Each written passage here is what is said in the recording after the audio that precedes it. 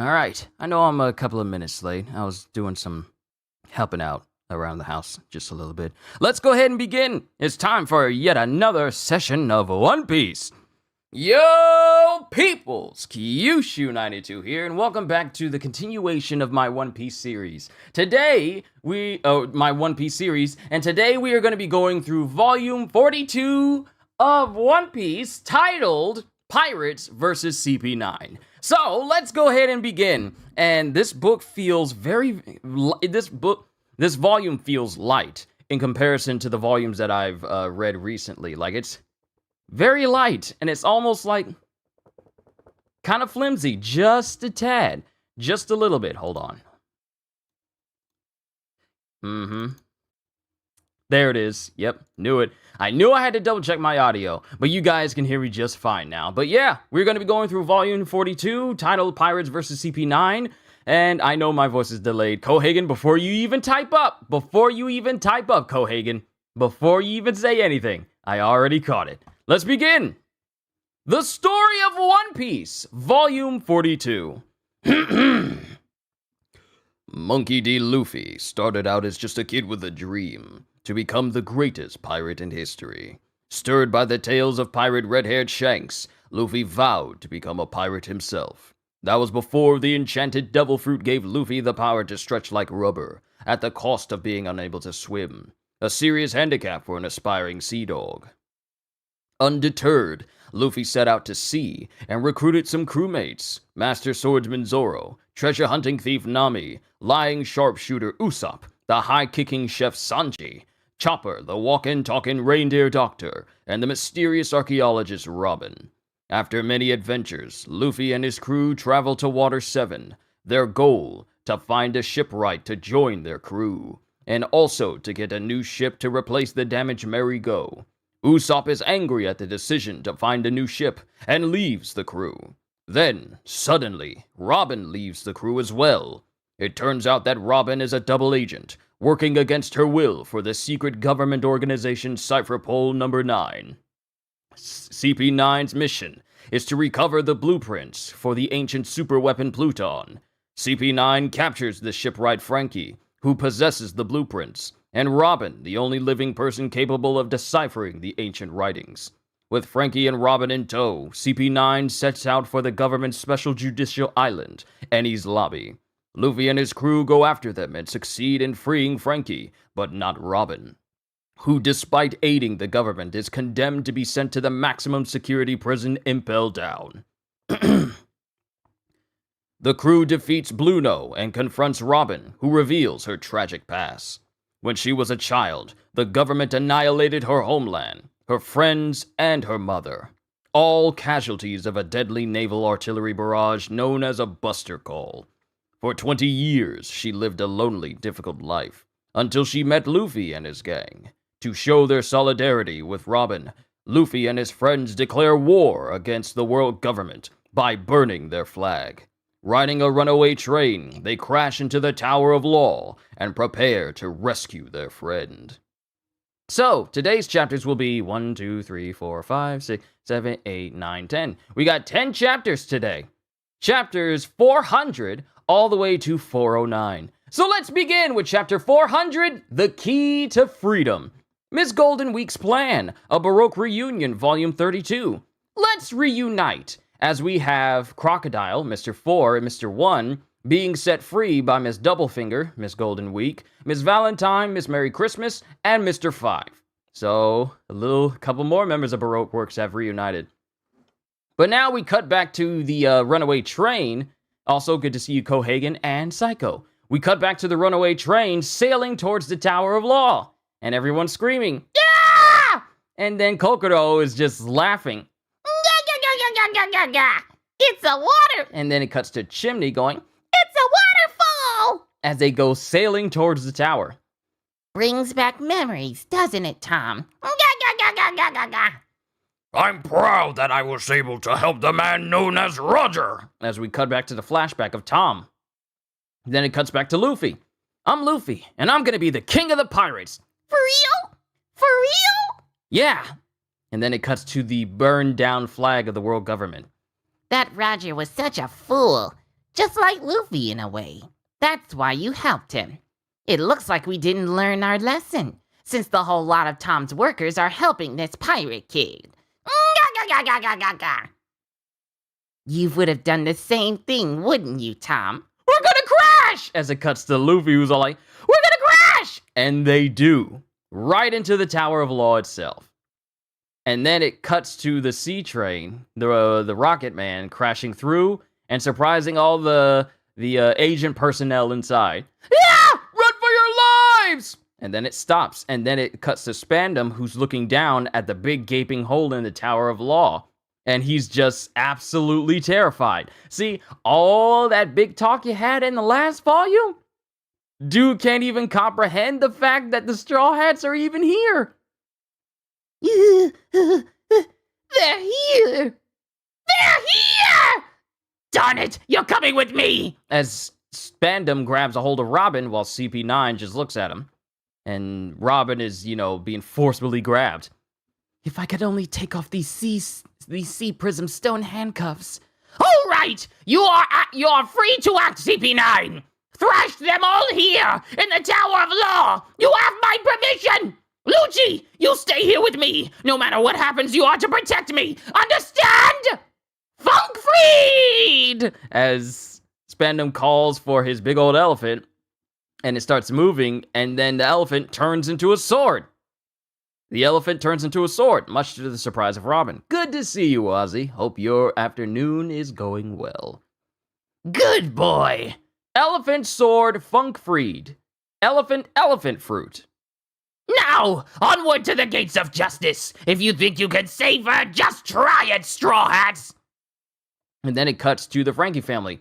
Frankie's okay! The Straw Hats did it! They've reached the Tower of Law! Frankie's free! He's out of his chains! He's gonna join in a battle. That's just the kind of guy he is. Go for it, bro! Goes, Mozu. Go for it, Straw Hats! Goes Kiwi and the people with her. And then it cuts to everyone after the Rocket Man crashed into the tower. And it's Frankie. Hey, are you okay? Old Lily Kokoro. Kokoro, kids, what are you doing here? I can't believe you, dragging out something dangerous like the Rocket Man. But thanks to you, we're saved. Hey, old lady, hang on. Hey, come on, don't die. You can't die. And it cuts to Chimney, Gonbei, and Kokoro just getting up just fine, and they all like, look, we got bloody noses! And it's just like a little drip of blood is just coming out of their nose, and that's all they suffered from crashing this runaway, highly dangerous sea train. That's all they got! No scratches, just like a slightly bloody nose. Look, we got bloody noses! If that's all, that's ridiculous! All right, we're here! Straw Hat. Thank you, Monster Lady. Hey guys, snap out of it! This is nothing! Shut up. We're not made of rubber like you. We're normal humans. After being in a crash like that, nobody could. Just bounce right back! As it cuts to Usopp, Chopper, Nami, Sanji, and Zoro bursting out of the rubble, and they're completely fine. Well, none of you guys are normal. Just making that clear. There's the stairway! Come on, let's save Robin! Hold it! As it cuts to Fukuro, who's in a corner looking at them all. Hold it! What the heck is that? Goes Luffy. Cha-pa-pa-pa-pa! So you made it to Eni's lobby. But even if you go to the next room, Nico Robin is no longer there. Lucci has taken her to the gates of justice. Huh? The director is with them too. Don't ask me how to find them. We of the CP9 won't let you get there. Our orders are to kill you all. Cha-pa-pa! Unless you beat all of us, there's no way you can rescue Nico Robin. Take a good look. And then Fukuro holds up a key. A key? For what? Nico Robin has been handcuffed with cuffs made of sea prism stone. Sea prism stone? It's a stone which blocks devil fruit powers. It's the same as you sinking in the sea. So that's why Robin had let you push her around, even though she's so strong. She must feel awful. Goes Chopper. Even if, for some reason, you are able to rescue Nico Robin, the Sea Prism Stone is as hard as diamond. You'll never be able to remove her handcuffs. If that's okay with you, go ahead and save her. Cha-pa-pa! And then Luffy tries to grab him, then hand it over! And then Fukudo just disappears. Looks like he can use that technique too. When they said loose lips sink ships, they were referring to Fukudo. Seriously, I feel like early on in his life, that zipper on his mouth was surgically put on there because he had such a big mouth. Because there's no way that he was born with a zipper on his mouth. Because if he was, maybe his parents knew. Looks like he can use that technique too. Don't be hasty. I never said that this is the real key. What? It could be the keys to some other handcuffs. Cha-pa-pa! And then he starts using Moonwalk while he's talking to them. There are 5 of us CP9 in the tower, including myself. Each one of us has a key. So, you're saying that unless we beat each of you, take your keys, and test them on Robin's handcuffs, we won't know which is the correct one? Crap, what a waste of time. While we're messing around, Robin will be taken to the gates of justice. Remember, guys, our first priority is Robin. We have to get Robin back first. The key can wait until afterwards. Let's forget these guys and hurry. Cha-pa-pa-pa! You're smart. But if you do that, we'll just toss these keys into the sea. Cha-pa-pa! Look, we're giving you a sporting chance. Well, later. And then Fukudo just shoots off in another direction. Why, you come back here! Hey, wait! Luffy, wait! As Zoro's holding on to Luffy's face, stretching it while Luffy tries to run away. Let go! Stop it! Just hold on a minute until we figure out what their next move is. Lucci is the pigeon guy? Yeah! If he's got Robin, I say we let Luffy go after them. Luffy, go beat up that pigeon guy. Not counting Luffy, there are 6 of us against 5 of CP9. We'll get their 5 keys. Then we can follow Luffy. If Robin passes through the gate, it's all over. This is a battle against time. And then it cuts to Luffy's face still being pulled. And Zoro chimes in. Losing a fight means losing time. Everyone win even if it kills you. Yeah! And then it cuts to everyone in the Straw Hats going off in different directions. Then we cut to Spandam as Lucci is escorting Robin with him. No one is coming to save you, Nico Robin. In fact, these fools don't even know how to get to the gates of justice. And then it cuts to Luffy in another section of the tower, running up some stairs. They were here just a while ago. I'll run into them somewhere. I won't let them take you to the gates of justice! Robin! And then it cuts to Frankie. Cuts to Frankie running through the hallway.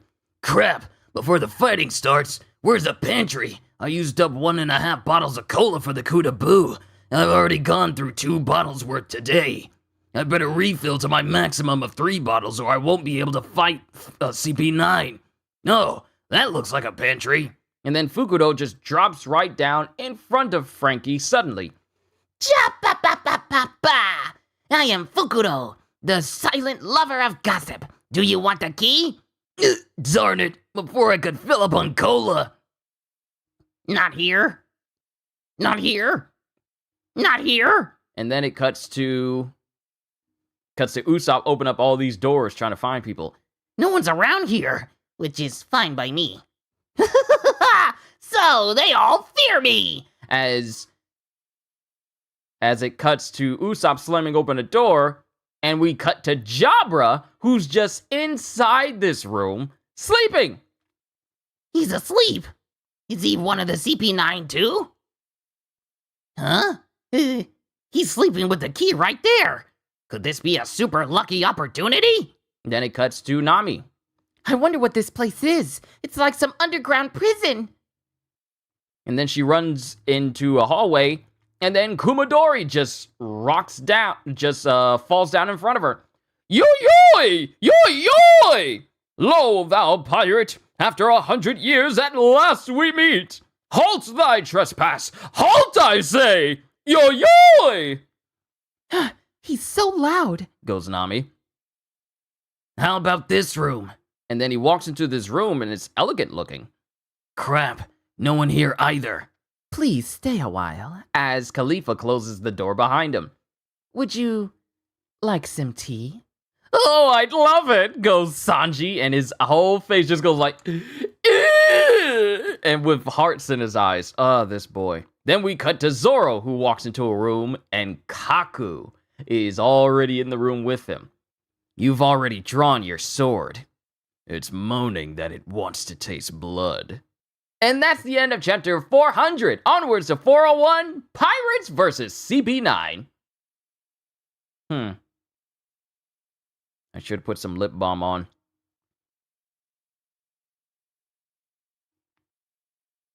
Sorry. And it cuts to Luffy. I finally made it. I've gone up and down so many stairs. I'm sure it was this room, but there's no one here anymore. Hey, Robin! It's me! Stupid pigeon guy. Of course. Oh, of course. I know where they're headed. I'll just head for the gates of justice too. But does Luffy even know where he's going? Then we cut back to Zoro and Kaku. You have a key for Robin's handcuffs, don't you? Will you hand it over before I kill you? That's a foolish question. When I was back at Galila, I regretted not being able to see your true powers.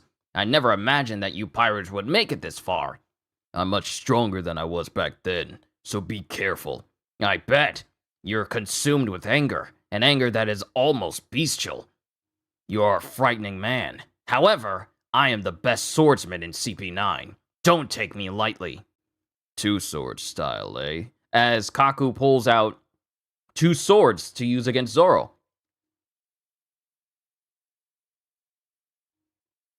And then Kaku uses these swords to stand up and kick towards Zoro, who deflects these Tempest Kick slashes away from him, and they wind up destroying 2 bookshelves behind him. Tempest Kick! And then everything just clatters to the ground because Kaku used this attack, this Tempest Kick, before he even mentioned it. Not like saying an attack name is the trigger for that. It's not like the Human Torch's Flame On. But it's just so we know the attacks themselves, so they can do it without warning. Sorry, but it's 4 swords. Fine by me. That's right, your whole body's a weapon. And then Zoro rushes Kaku. And then he shaves out of position and he immediately clashes with Zoro. The 2 strongest swordsmen of these 2 incredibly powerful teams has begun. Have finally begun to fight. I didn't finish that sentence correctly. And it's just a montage of them clashing against one another. I really need to watch One Piece, the anime, from the very beginning, all the way up until where I stopped, and then continue on from there. But man, they're just clashing with each other, and Kaku jumps above Zoro. 72. Tempest Kick. Pound Phoenix. White Thunder. And Phoenix is spelled incorrectly here. Here it's spelled P-H-E-O-N-I-X instead of P-H-O-E-N-I-X. Because here it would look like Phoenix. Phoenix if you said it. Pound Phoenix! White Thunder! And both of their attacks pretty much dissipate on impact of each other. And while Zoro's shielding his eyes, Kaku goes, shave! And then Zoro flips his sword and plants it into the ground before Kaku can even hit him in his blind spot. And then Kaku jumps away, spins away from Zoro. Yeah, he spins away from Zoro, and Zoro continues to rush him. And then as the swords come down, Kaku is literally doing all these somersaulting moves, avoiding the hits from Zoro. This is fun. I don't have time for fun. Then you have to beat me. Tempest Kick. Slaughter! And while Kaku's in the air, he just rapidly kicks all over the place, causing a cascade of slashes to hurtle towards Zoro. He can slash from almost any angle. Yeah! And then there's clanging and banging as the fight between Zoro and Kaku continues. Hey, You taking this fight seriously? I am indeed. I'm very impressed. If you're in such a hurry, I'll show you my new power. What the? And then Kaku starts to change. But then we cut back to Usopp. This room. There's so many plants. It's almost like being outdoors. No, who cares about that? First things first, got to get the key to Robin's handcuffs. And then it just cuts to Jabra, who's just steadily sleeping inside this room, with the key directly in front of him. There's the key. Don't hesitate. If I pick it up quietly and leave quietly... if I pick it up quietly and leave quietly... As he's slowly tiptoeing towards Jabra. I'll fulfill my goal without even getting scratched. Yes, I'm the king of luck. And then it cuts to Usopp stopping as a chicken... A rooster, not a chicken, but a rooster just goes right next to him. Huh? A rooster? Oh no, what is a rooster? The loudest of all creatures doing here? If it crows, it's all over. If it crows, he'll wake up and he'll see me and kill me. No! Hey, why are you looking at me? Like you're gonna crow? Stop it! Please don't crow! Don't crow! And then it cuts to the rooster, who does like a quiet chirp. But Usopp breaks the silence by going, "What kind of a rooster is that?" Huh? Oh. Oh, it's you, pirate. That stupid rooster! Well, let's get started, shall we? And then Jabra picks up the key and doesn't waste a single moment punching Usopp, sending him flying in the opposite direction. Not fair! And then he slams into a wall. And then Jabra just yawns. He's so strong, Usopp says while his face is bleeding from underneath his Sogekinga mask. So you've come. You're the one who shot down the flag. So you're quite a sniper. As he's just drinking some sake. He's this strong right after waking up? Sorry for the half-hearted attack. It must have hurt, huh? You remember in the anime, Usopp being stung on his nose by a wasp before the rooster appeared? So a lot of moments happen in between Usopp going towards Jabra to get the key to and not just the rooster, but a whole bunch of moments that would cause Usopp to get loud or cause loud noises to happen before he even got to Jabra. Whereas here it's far shortened up and it's just the rooster. Interesting. Sorry for the half-hearted attack. It must have hurt, huh? As he just wipes his mouth of sake. But don't worry. As Jabra starts to transform. Despite the way I look, I'm not into playing with my prey. As we see Jabra turned into a giant wolf. Like a giant wolf man. A devil fruit! Mutt fruit. Wolf model. I'll tear out your windpipe and it'll be all over, and it'll all be over. There's no need to suffer as you die, right? A wolf!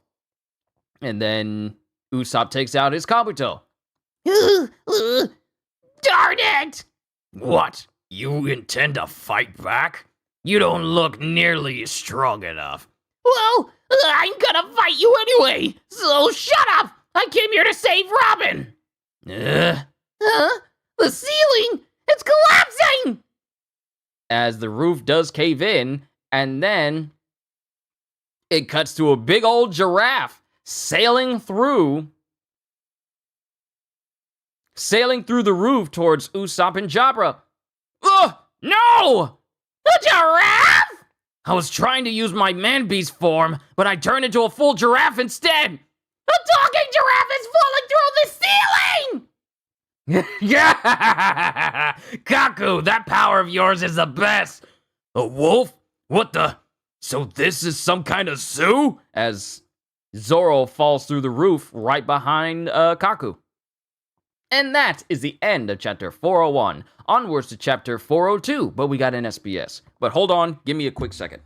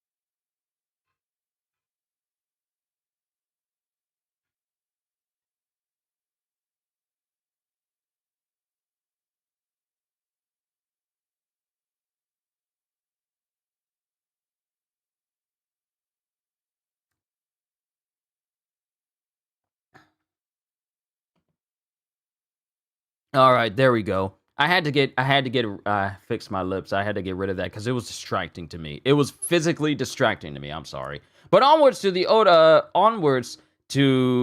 SBS. Reader, Orata senta seta hetalota ista harta to read tuta rita welta let's ta begin let be ta ginta questionta questa janta cornata. Like it's a ta at the end. It's like a ta in between the words. Signed Tanuki. Oda. What? Tanuki? I get it. This is written in Tanukis.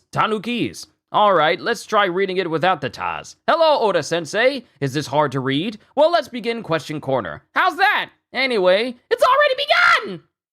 Question. Which is faster, Captain Kuro's cat out of the bag attack or CP9's shave? Please tell me. Nikuo, Meat King. Answer. Yes, I've received many questions about this. Captain Kuro's cat out of the bag, as seen in Volume 5. Can't believe it's been that long. It's been that long since Captain Kuro. Wow. It feels like it was so close that I was reading Volume 5 for all of you. And now we're down on the second level. Wow. Okay. Was quite frightening. Speed-wise, they're about the same. However, when Captain Kuro uses his technique, he's so fast he can't see who he's attacking. So that's his weakness. However, CP9 can control their speed and remain aware of their surroundings. For that reason, if they were in a battle, CP9 would win hands down. Question. Hello, Oda-sensei. In Volume 38, you said that when answers don't come to you during a test to write the word instrumental. So I really tried it. But when I got my test back, the answers were marked wrong. Why were they marked wrong? Please tell me, Oda-sensei. Sign Katsufumi 4. Katsufumi 4. Answer. The test results are not the point. The courage of doing it is its own reward. I'll say this much. You wouldn't want to get kicked by a giraffe. It will kill you. Oh yeah. If a kick from a giraffe is capable of killing full-grown lions, a kick from a giraffe is capable of killing a regular human being. So I wouldn't even chance it. Why? Why would people go near creatures that have 4 legs that are bigger than them? Oh, I want to take a picture of the giraffe. That giraffe kicks you in the head and your head is gone. It's like getting hit by a hammer. A very big hammer. That is like, what, 600 pounds? How heavy is a giraffe? Someone look that up. I don't want to take a break to look that up, but how heavy does the average giraffe weigh? And then think about all that muscle being used to kick at fast paces. Someone look that up for me when you get the chance. Look up how much the average giraffe weighs. Chapter 402, Handcuffs Number 2. Miss Golden Week's Plan, a Baroque Reunion, Volume 33. 6 prisoners plus a dog make their escape, as sections of this Navy prison are blowing up as Baroque Works is trying to make their way out. Then we cut to the Tower of Law, Wolf's Room. Zoro and Sniper King versus Kaku and Jabra. Ox fruit giraffe model? Man, I feel for you. You're stuck your whole life being a giraffe man. What's so bad about giraffes? I told you that I like this. And Zoro's just looking at Kaku and Jabra talk to each other. That pigeon guy changed into a leopard. To think there were 2 more of them with the power to change into animals. Is everyone CP9 like this? No. And then it cuts back to Usopp, who has already retreated, and he's hiding outside of the room as he's letting Zoro do everything. They have powers! Zoan powers! A wolf man and a giraffe man! I've run into 2 real weirdos! But thank goodness Zoro fell through the roof along with him. It's 2 against 2, but I think I can let Zoro take care of them. 1,900 kilograms. So, let me do the American thing and translate that to pounds.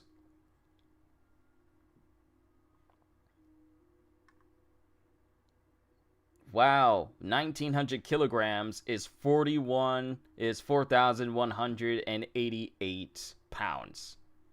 Really? Really? 1,900 kilograms is over 4,000 pounds?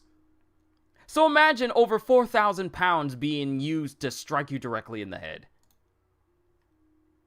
A giraffe can weigh between 2 tons. Thank you, Ozzy. See? I can see that. I can understand that faster than 1,900 kilograms. I can't. See, it's not that I can't understand it. It's just that I am not used to seeing things in kilograms. Not saying that it's the incorrect way to view it, but I'm just not used to seeing it that way. But a giraffe can weigh between 2 tons? 2 tons! 2 tons!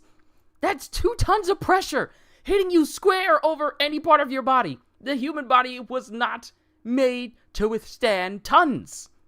At all. So imagine getting hit by a giraffe. You're dead. You're dead. Okay, back to it. But thank goodness Zoro fell through the roof along with him. It's 2 against 2, but I think I can let Zoro take care of them. Huh? What's that safe-like thing that's wide open? What are those weird-looking handcuffs? And then it cuts to Zoro, who's holding his swords. That kick will send you flying and you'll be dead before you hit the ground. Yeah.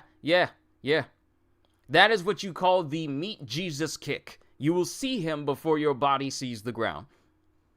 But it cuts back to Zoro. Hey, giraffe, how long are you gonna stand there talking? I told you I don't have time. If you're fine with being a giraffe, so am I. I'll cut you down as you are. You fool! Don't underestimate the immense power of the giraffe. Transform! Man-beast form! And I think this is the only time that you ever hear a zone user. I think this is the only time you actually hear a zone user call out them transforming into their man-beast form. Because whenever we see, and there are more zone users in the future of One Piece, but they don't never call out the fact that they're transforming into their man-beast forms. So I think this moment with Kaku is the only time during the series where someone actually calls out the process of them transforming. I think this is the only time. Specifically, transform man-beast form. Calling it out specifically. That's interesting. Behold, I am reborn! As it cuts to Kaku, who's assumed his man-beast form. Behold, I am reborn with unthinkable power! And it just shows Kaku as like a man-beast giraffe. His neck still incredibly long, but his body more anthropomorphic. Super lame! What did you just say? and then Jabra's just laughing at Kaku. Why'd I say something so stupid? This is bad. The shock made me blurt that out. Stay focused, or my sword will grow dull. And then it's just Jabra just laughing at Kaku. How long do you plan to stand there and laugh, Jabra? It's interesting how some parts of him are still square. And then we cut to... It cuts to some handcuffs flying, and they latch onto Zoro. What the heck? Handcuffs? Oh no! I'm sorry, Zoro! Hey, what the heck are you doing? Those are probably that's handcuffs made of sea prism stone. Both of our foes have devil fruit powers, so I figured the handcuffs would make them weaker. And why'd you put them on me, you idiot? Well, the giraffe's face looks so funny it screwed up my aim. Curse you. All of you! As Kaku gets upset. Tempest kick! Ugh. Whoa! What's he gonna do? As Kaku starts spinning his neck around in rapid speed. He starts, oh no, he's not spinning his neck around. He starts spinning around like breakdancing, like a breakdancing move. I don't know what you call it. I don't know if you call it gyros, but he starts spinning around in place with Tempest Kick, Sky Slicer! And then it causes a massive... He calls out Sky Slicer, and Jabra moves away quickly going, not good! Usopp, duck! Whoa! And then it just cuts to Kaku finishing his kick as the wind kicks up massively. And then the dust settles. I see. It's his reach. The centrifugal force combined with the power in that huge body makes the cutting edge much sharper and go deeper. So, he didn't break anything? He didn't break anything? Look at the ceiling. Huh? Hey, I can see the sky! No way! The Tower of Law has been cut in half! And it's sliding apart! Hey, this is dangerous! So, the cutting power of Kaku in this state was strong enough to completely slice through the Tower of Law. But it was at an angle, so it's kind of, kind of sliding a little bit. But yeah, Kaku is sensitive, otherwise he wouldn't have done this. Then it cuts to Kaku, who's just standing there. How pitiful. Letting your emotions take over in battle. Shut up! I like giraffes. I love giraffes. Yeah, I get it. Still, if you think that's enough to scare me... Huh? As it cuts to Zoro and Usopp, who was not paying attention, and Usopp has linked himself to Zoro with the other handcuff. Zoro was already linked up with one, and Usopp somehow linked himself up with Zoro with the other side. Okay. What the heck did you do? It's not my fault! This happened because you came charging at me! That's because you just stood there when you were about to get your head cut off. No, never mind. Just get this off me. There's no key! What? What on earth are they doing? And Jabber's just watching. To put it simply, we're in the same situation as Robin. Then the key? Someone in CP9 has it. We just have to beat them to get it. That's ridiculous. How can we fight like this? Our prey has become connected. All right, Jabra, leave those two to me. You step back. Are you trying to take away my prey? Then what? You want to join forces and fight them together? I'd rather die. I feel the same way. Zoro should give a bloody nose to Usopp. Look. Wasn't Usopp was just talking about like, this must be, I'm the king of luck, when he thought he was just gonna get close to Jabra? He's the king of unluck. Then what? You want to join forces and fight them together? I'd rather die. I feel the same way. Hey, you two. What's the number on that handcuff? Number? All the handcuffs are numbered to match them up with the keys. If our keys match the number on your handcuff, we'll take them off for you right away. Huh? Really? The number! The number! Find it! It's number 2! Now take it off! And then Jabra looks at his key and Kaku looks at his. And they both go, and Jabra goes, Nope, not mine either. Too bad. What the? Getting our hopes up like that? You mean one of the other 3 CP9 has the key? No, well, we have no choice. Whoever kills their target first wins. That's the only way. As both Kaku and Jabra assume their man-beast forms and charge Zoro and Usopp. This is bad. We gotta do something. As both Zoro and Usopp start to just take off. Tower of Law, inner chamber. And we cut to Chopper. What? The stairway split in 2. So that shockwave was serious. Is this building stable?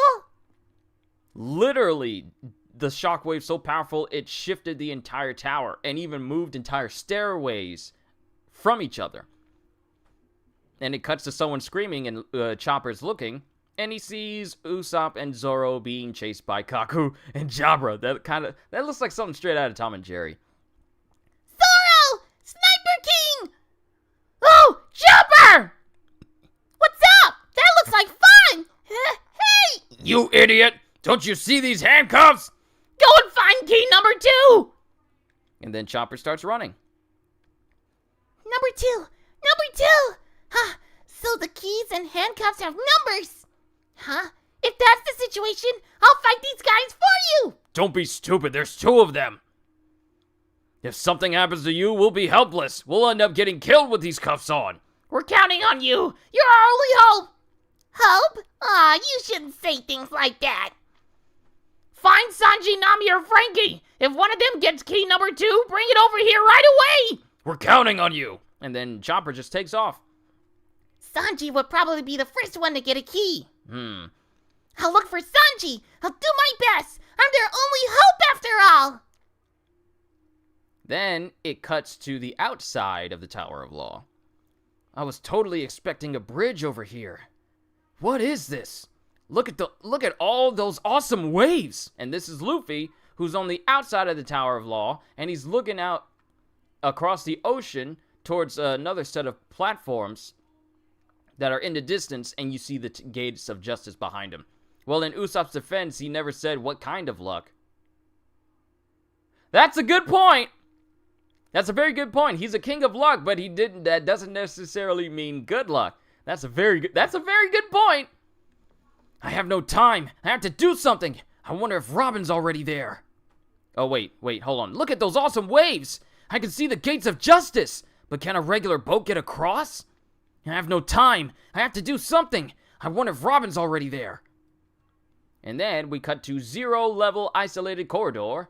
Nami versus Kumadori, and she's getting wrapped up in his hair. Yeah! Now thou art mine! Let me go! Yo-yoy! Abandon all hope of escaping. Now thou diest! And he tries to impale Nami, but she slips out of her jacket and runs away. Huh! And as we see Kumadori's staff going straight through her jacket with, it's a big hole in the jacket. He's too strong. Hallway in front of the pantry, Frankie versus Fukuro. Frankie! Iron Body. Boxing! And Frankie hits Fukuro. Urya! Shave. How can you punch so hard? You're no ordinary human. No matter how much you try to turn your body into iron, my fist is real iron. Khalifa's room, Sanji versus Khalifa. Oh, wait a second. This is no time to be drinking tea. Witchcraft! I've been under a spell. I was almost swallowed up by the trap of love. That was a close call. You'll find yourself falling for that trap more than once, Sanji. I'm just letting you know. And then it cuts to Khalifa, who goes, You've already had 3 cups. So, he says he almost fell into the trap. But that, apparently he almost fell into the trap 3 times in a row, because he had already had 3 cups of tea. Oh, shut up, you witch. I won't fall for your tricks anymore. I haven't forgotten how CP9 humiliated poor Robin on the sea train. Hand over the key. Too bad you're in such a hurry. Well then, be my guest. Go ahead and take the key. Where is it? Your Kumadori is on point. Look, I love being Kumadori. I just love his yo-yoy! Thou shalt now diest. Like the over-exaggerated Kabuki feeling. So, I love being cool. I love doing voices. Y'all don't even know. I love it. It brings out the best in me whenever I do it. Yo-yoy! Well then, be my guest. Go ahead and take the key. Where is it? Well, why don't you search me and see where I've hidden it? With pleasure! As Sanji just blows out the thirsty breath. You know, the thirsty breath. Throws that out, and he careens over to Khalifa, who doesn't hesitate to kick him into the distance. You lack foresight. I'm such a fool, goes Sanji, as he's getting bodied by Khalifa. But that's the end of chapter 402. We have 403. So let's begin. Well, we got an SBS and then we can continue on. Question! Oda-sensei, please help me! My dad, my kid brother, and I are hooked on Sniper King! No matter where or when we start singing on Sniper Island. You know what this is. Yup, it's the we'll die without Sniper King disease. Please tell us what to do! Snipe! Signed, Mega King. Well, for starters, make sure you don't have that song playing at the beginning of your stream if you don't want it to be copyright claimed. That's a tip from me. Answer, I see. All right, now Sniper King, solve this for them. Ah, You seem troubled. You'll die without me, you say? Never fear. I'm not going anywhere. After all, as I always say, Sniper Island is in your heart. Answer. Okay, that's enough. On to the next question. Sniper King. What do you mean that's enough? Answer. Okay. Question. I have a question, Oda-sensei. The waitress Gathrine who turned down Jabra on Volume 40, page 36, Chapter 379, Power Level, what type of guys does she like? Or does she already have a boyfriend?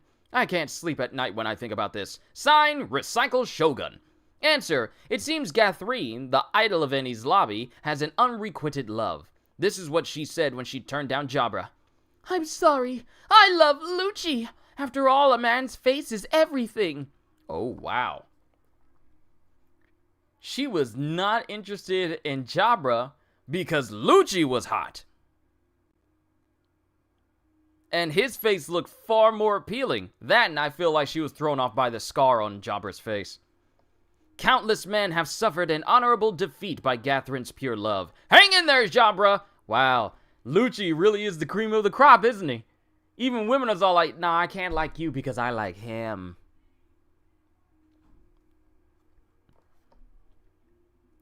Lucci is the person that the girl Lucci is the guy that your mom tells you to avoid, or at least for women it's all like that's the one that you should avoid. But that's the one that they also like. It's crazy. That's the end of the SBS. Onwards to chapter 403, Mr. Chivalry. Miss Golden Week's Plan, A Baroque Reunion, Volume 34. Declining the escape, just not in the mood. And then everyone else escapes while Crocodile and Mr. One just stay behind. So, yeah, they're just chilling. And how did Crocodile get a cigar in his lighter back? Like he's just smoking a cigar while he's chilling with Mr. One. Interesting. But we cut back to Sanji and Khalifa. Khalifa's room. Sanji versus Khalifa. Even as we speak, Nico Robin is getting closer to the gates of justice. Although in her case, closer to hell is perhaps a better way of putting it. I know that. I know that Robin's life is on the line. I won't go easy on anyone who gets in my way, even if they're a woman. So give me the key before you get hurt. You won't get the key by threatening me in that loud tone of voice.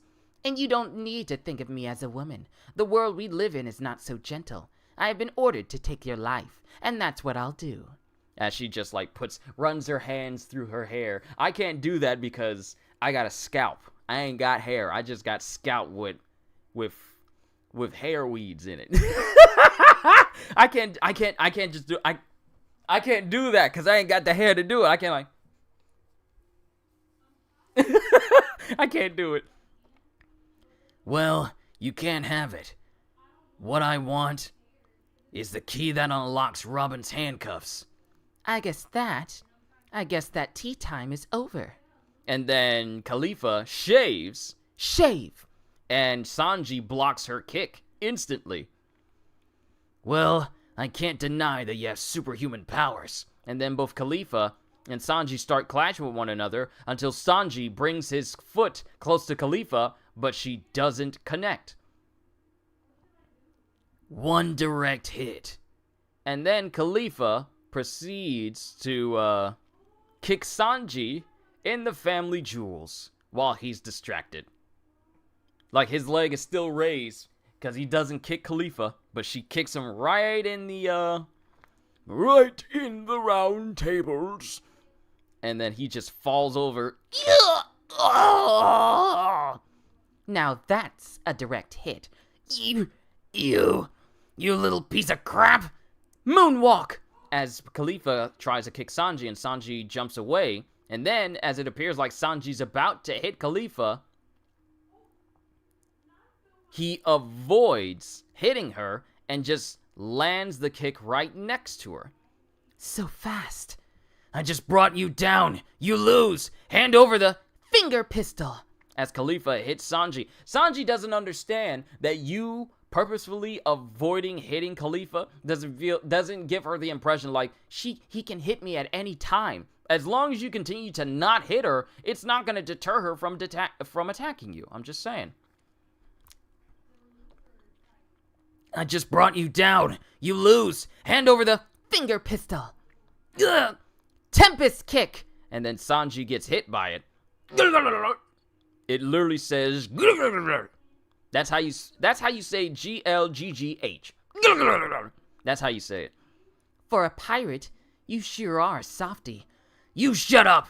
Give me the key. And then Khalifa dodges away from him. I've had enough of your empty threats. And she holds onto his leg and then holds onto his tie. Let's try something different. If you can't resist this move, you die. And then we cuts to the first floor receiving area of Nami versus Kumadori. He's not coming after me. Thank goodness. If he'd caught me, I'd be dead by now. Got to get out of here. And as Nami is saying this, Kumadori is right behind her in the shadows. It's like she's hiding from Kumadori looking behind the corner, and he's looming behind her silently as his hair starts moving. Got to get out of here. Life return! And then a piece of hair, piece of hair wraps around Nami's leg. Huh? Ay, oy, oy, oy, oy! As it starts to envelop Nami. And now let us continue. Oh no! Go, go, go! I shall spear thee to death. Yo, yo! I shall choke thee to death. Yo, yo! I can't breathe. A life blown by the cold wintry wind shall die a peaceful death to await the sprouting of spring. By letting her bloom bright red just this once, I show my compassion. When you go to that world, give my late mother a message. Tell her that I'm well, and my killer's instinct is strong.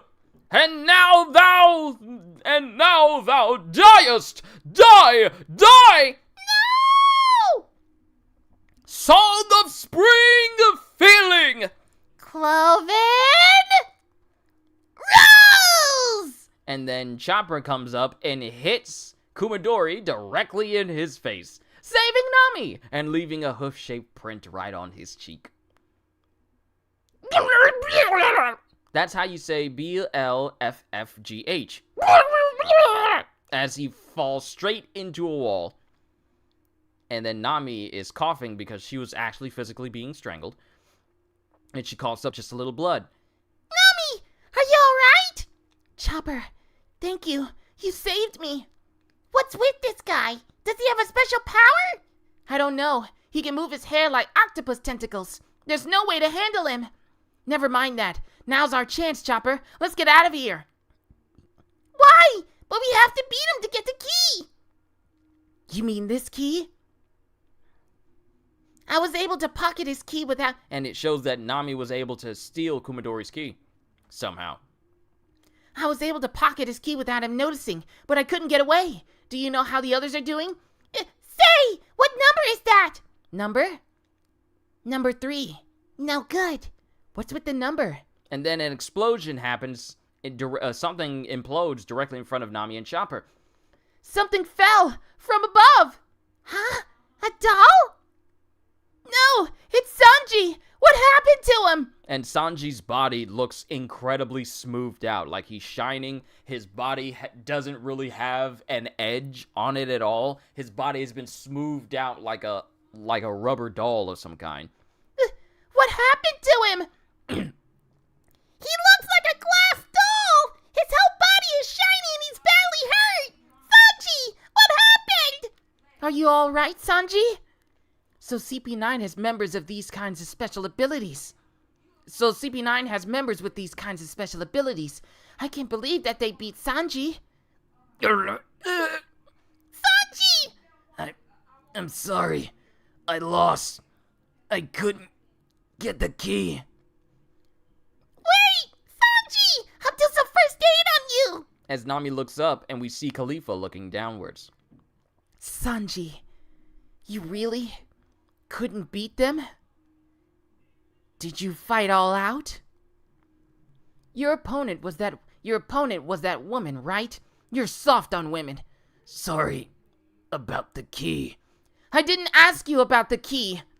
I'm saying your chivalry almost cost you your life. Are you still going to adhere to it, even if you get beaten up like this? What if you die? I don't want to die, just I don't kick women is all. That was drummed up into me as a kid. That's why, even if it kills me, I won't kick a woman. Oh, You idiot. You're such an idiot. Nami, what are you doing? As Nami takes her staff, and it just cuts to her just beating up Sanji with it, just hitting him with her climate baton. The price of simping. Way to go, Sanji. That's what I'm saying. It's like, I can get behind the idea, and he won't break his principles for nothing. But this is a life or death situation where his chivalry can, in fact, get him killed. And he would rather die. He would rather die than ever lay a hands on a woman. I can understand that. I can understand that line of thinking. But this is also life or death. You're such an idiot. Nami, what are you doing? If running away is also against your chivalry, then at least give up that part. There's no chivalry in dying in a senseless death. As for that woman, I'll take care of her and I won't show any mercy. But you know, that chivalry of yours, I'm pretty impressed. In love? Oh, Nami, at last you confess your true feelings for... She didn't say that! As Chopper hits him in the head. It's my turn, and I won't go easy on you. Neither will I. It seems we'll get along just fine. And then it cuts to Kumadori, who gets back up. Yo-yoy! Halt! Haste not from my challenge, as if I would let thee escape! It's the octopus man! You take the woman. I'll handle this guy. Okay. Cloven Christ! Yo! And then it cuts to Kumadori getting hit the dead center by Chopper, sent flying. How does he...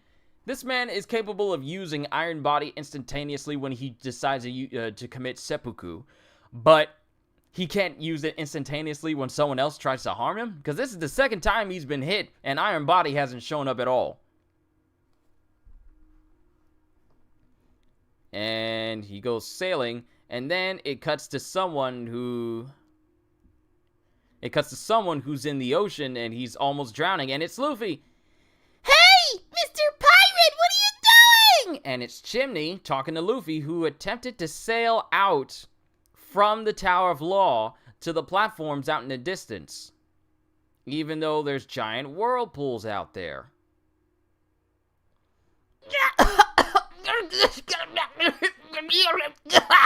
As Luffy is like almost sounded like he's almost drowning because he can't swim. There's no way you can cross the sea like that in the boat. Are you crazy? But Robin's been taken to that gate. If I don't hurry, I won't be able to save her. And it cuts to Chimney and Gonbei, who go, Calm down. We're here to show you how to get there. an underwater passage? Yes. Earlier, one of the guys with Lucci went down laughing really loud, so we followed him. And they're talking about Spandam. No, they can't come after us. Lucci and the black-haired lady went with him too. So this is it. These doors are made of pretty tough steel. Oh wait, this is Chimney saying. So this is it. These doors are made of pretty tough steel. The guy... Oh wait, no. This is Luffy going. So this is it. These doors are made of pretty tough steel, as he's trying to bang on the door. And then Chimney. The guy with Lucci was poking around here, so I'm sure this is the keyhole. But we don't have a key. Stand back, you guys. If this is the way to the gates of justice... Huh? What are you gonna do? Gear 3! And Luffy says Gear 3. But we don't see what happens. Gear 3! Whoa! Then there's a massive kablam sound. And then we see these incredibly tough doors utterly destroyed, and Chimney and Gonbei looking. He did it! Alright, I'm going. But it also shows that Luffy has apparently shrunken down to this small size. He's smaller than Chimney. He's smaller than Chopper, but he's shrunken down. Alright, I'm going. Huh? How come you turned into a little kid? Shocking both Gonbei and Chimney. And that's the end of chapter 403. I bet you at the time when Chibi Luffy was introduced, after he said gear 3 or gear 3rd, people were left wondering, what did he do? Like, imagine having to wait that whole week for the new chapter to come out, and you have no idea what Luffy did in order for him to turn into that small size. Imagine seeing that for the very first time. But that's the end of chapter 403, onwards to 404. Frankie versus Fukuro. Ms. Golden Week's Plan. A Baroque Reunion, Volume 35. Color Trap. Rain-Colored Dreams. The Ideal Transformation. As Golden Week, Ms. Merry Christmas, Ms. Doublefinger, Lasso, and Mr. 4 all sail away. Along with, Mr. 5 and potentially Miss Valentine as well. Tower of Law. Basement. Underwater passage. He sure is an interesting fellow, goes Chimney as they see Luffy run off. And then Luffy starts running and his body starts to go back to normal. Oh, I'm back! Alright, wait for me, Robin! I'll beat that pigeon guy for sure! Then it cuts to Spandam, Lucci, and Robin. Just now, there was a really loud sound. Was it my imagination? No, it couldn't be. Perhaps one of the pirates blew open the doors. Huh? That's ridiculous. Those solid steel doors. Besides, there's no way they could there's no way they could even find them. No, they could have. The child and her pet were following us. Lucci knew that Chimney and Gonbei were following them, but he didn't tell it to Spandam. Well, if you knew, why didn't you get rid of them? You didn't give me the order. What? You moron, you should be able to make a decision like that without my telling you. Does that mean someone is coming after us? And then it cuts to the pantry with Fukuro versus Frankie. Pantry front passage. Frankie versus Fukuro. You're pretty good at running away. Cha-pa-pa-pa-pa. That punch you're so proud of. You expect me to just take it? Frankie Triangle Jacker! And Frankie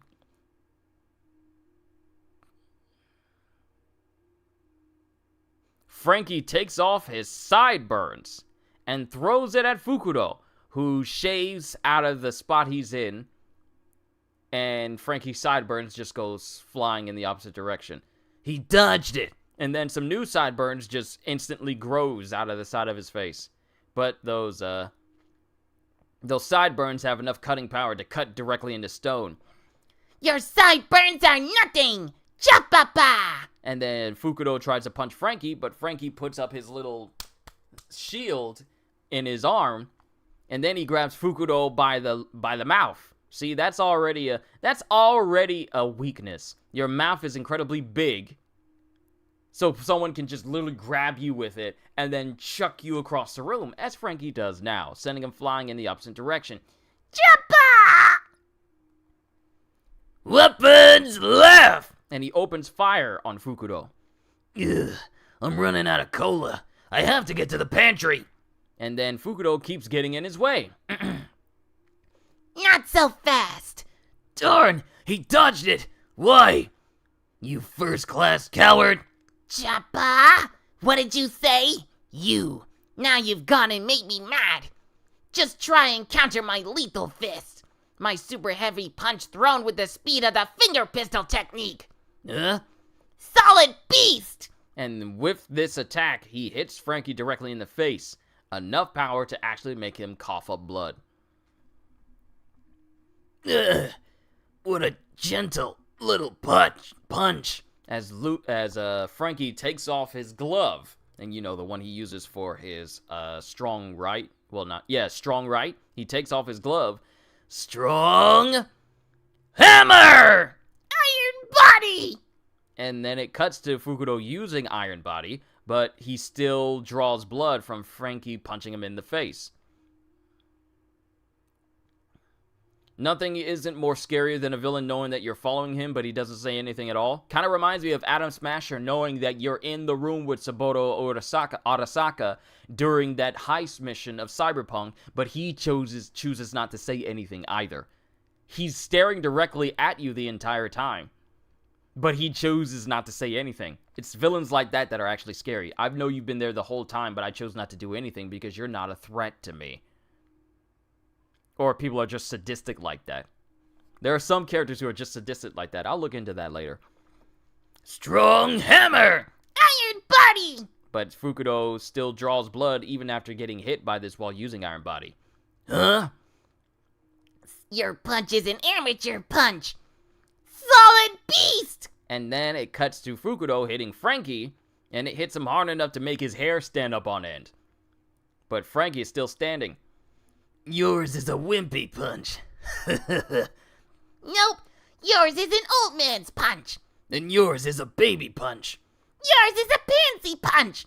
Panties? No one calls me panties. That's what you are. Panties! Panties! Panties! As it cuts to Fukudo and Frankie just hitting each other over and over and over and over again. And they're beating up on each other to the point where they burst into the pantry itself. Yeah. Get off me, you twerp! Shut up, Toadmouth. Right on. I'm in the pantry. There it is. A ridiculously huge fridge. Huh? Yo-yoy! As on the opposite side of the wall, right next to the fridge, someone bursts in, and it's Kumadori who sends Chopper flying from like a kick he delivers to him. Darn it! I used the rumble ball too soon. The 3 minutes are already over. It's him, the transforming gorilla. Begone with thee! Depart this existence! Death blow! Yo-yoy! And before that can happen,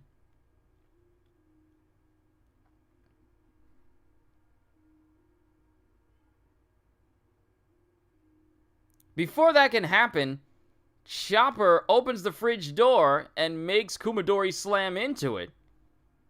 Whoa! Yo! Why you? Yo!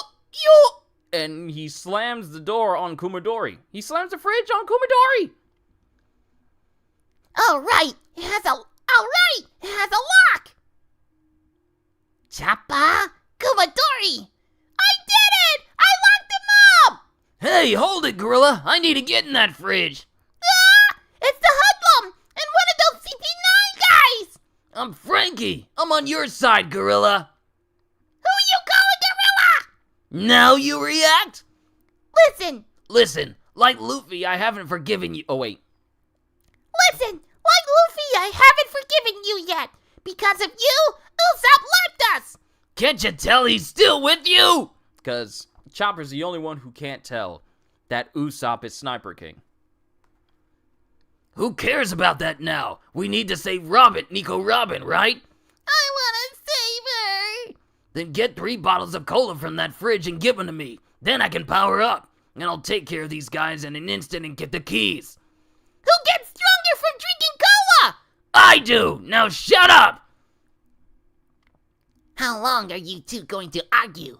Taking tea time in the midst of battle? That's rude! Solid beast, supreme technique! Owl strike!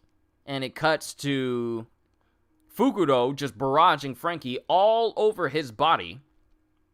Yeah, Chopper and Luffy. It cuts to Fukudo barraging Frankie all over his body with solid blows from all around.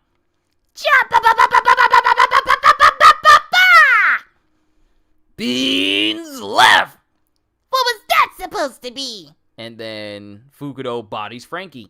Oh no, this is bad. He's right. We've got to fight together. If I open the fridge for just 1 second and close it, he can't come out. Huh? Yo-yoy! The door is opening! And then it cuts to the door is opening! No! And then Chopper opens the door real quick, grabs some cola, and then slams the door right back again. Yo-yoy! The door is opening! Slam. Why? I love this series. Got it! Frankie! Thanks. I owe you. And then Frankie catches it. Frankie catches it and goes, refreshed! No! And then it cuts to Frankie's head that is shaped like an onion. What the? Fresh and delicious vegetable punch! And it doesn't do anything to Fukuro. Solid beast! And then Frankie gets sent flying in the opposite direction. That was vegetable juice! Aren't you thirsty? Who cares about health? Cola! Give me cola! Here! That's more like it. And then he throws some more drinks towards Frankie. That's more like it. I feel great! Oh yeah! Oh, well, field work is just about done. Don't get so upset. Let's not fight. Sit down and have a nice cup of tea. And then it cuts to Frankie, who apparently adopted this farmer personality from this other juice. Sit down and have a nice cup of tea. Tea? Isn't gonna make me strong! Are you an idiot? Ah! This guy is fascinating. Hey, wipe that I wonder what'll happen if I give him something else to drink look off your face. This is your last chance, dear. You sure it's not all psychosomatic? Only cola will do. This is cola! Really and truly cola! Thanks. I don't know what you're planning, but I won't let you do it! Tempest kick! And then Fukuro shoots a Tempest kick towards Frankie. And he hits Frankie in the back, which is Frankie's weak point.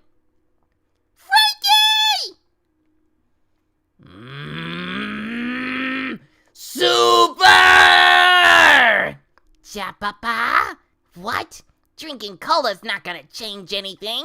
And lightning strikes outside, like the whole mood changes. Put up your dukes. Choppa, you fool! I'm getting sick of your wimpy punches. Strong hammer! And then Frankie hits Fukuro with a punch so powerful that Fukuro can't even fully respond and comprehend it. And sends him flying. Wow! That's amazing! Sorry about that. You were right. My punches up to now were real wimpy. And it cuts to Frankie, who's just smiling as he's been fully charged. That's the end of chapter 404. Onwards to chapter 405. Power! You know, that's from a different series, but you guys get it. And it cuts back to the building where Fukuro has been bodied by Frankie. Wait, Frankie! I want to ask him something! What's that? You're saying unless we have this number 2 key, we're in trouble?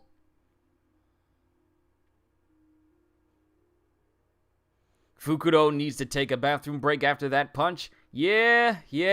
See, your stomach ain't all the way down here. It's like kind of up here a little bit, and then your intestines are down there lower on. I think that's a sensitive spot to be just directly punched in. That's organs getting hit. That's organs getting hit. What's that? You're saying unless we have this number 2 key, we're in trouble? Yes, that's right! Cripes, what idiots. Anyway, I understand the situation now. And then it cuts back to Fukuro, who stomps on the ground and gets back up. Choppa! He's getting up! He's really tough! No. Now I'm really angry. Choppa! stay there and watch. Frankie! And then the shoulders of Frankie, as he pulls off his shirt to reveal his shoulders that have like cannons in them, and they stretch underneath his body. How did you do this? How did you do this? Frankie! No! Destroy cannon! Ow, ow, ow, ow. It dislocates my joint, so I don't like this move. Then stop doing it! Cha-pa-pa-pa-pa! You fool! I'm a master of the 6 powers! Cannon fire will never reach me! You can run around all you like. You can't escape the Frankie Destroy cannon. That's because it's a tracking cannonball. Huh? A tracking cannonball? No way! The missile locks in on the enemy and pursues it? I've never heard of technology like that. What is this guy? And then it just cuts to Frankie, who's just running behind Fukudo, shooting at him. Come back here! You just gotta chase after him! So really, when Frankie said it's a tracking cannonball, it's because Frankie is gonna follow Fukudo and chase him down, and then just aim at him as he runs. Tyrone Biggums. You're just gonna chase after him? Just you wait! Wait a minute. Why am I running? This isn't a real tracking cannonball. Why you? And then Fukudo disappears and jumps behind Frankie. He disappeared somewhere again. It's useless. It's useless looking for me. Where are you? I am a master of the 6 powers and the shave technique. I am faster than the eye can see, and I attack my prey silently, like an owl. My kills are quick and final. My targets never see me until the moment of their death. An owl, eh? Take that! And then Chopper is the one who actually manages to hit Fukudo. He's hiding over here! Looks like you weren't expecting that. You impudent! And then it cuts to Fukudo, who rolls backwards from them. I've never been so insulted! I am a member of CP9! Shave! And then it cuts to something whooshing past Chopper at high speeds, and it's Fukudo. Iron Ball! And it sends both Frankie and Fukudo off out of the Tower of Law with that much momentum. Huh? Watch out! Darn it, below is the sea. Frankie! And both Fukudo and Frankie fall into the sea that leads to the waterfall that leads to the bottomless pit. Oh no! This is awful! If he's swept away, he'll go straight into the falls, and I can't help him in the water! Frankie, hang in there! Cha-pa-pa! Even if I go over the falls, I have the moonwalk technique. Yeah, this is bad. I can't stop myself. The current is too strong. I can't hold my breath much longer. I need a surface. Cha-pa-pa! Go over the falls! And then something explodes inside of the pantry. Yo-yoy! Huh? That voice! Don't tell me he broke the refrigerator door!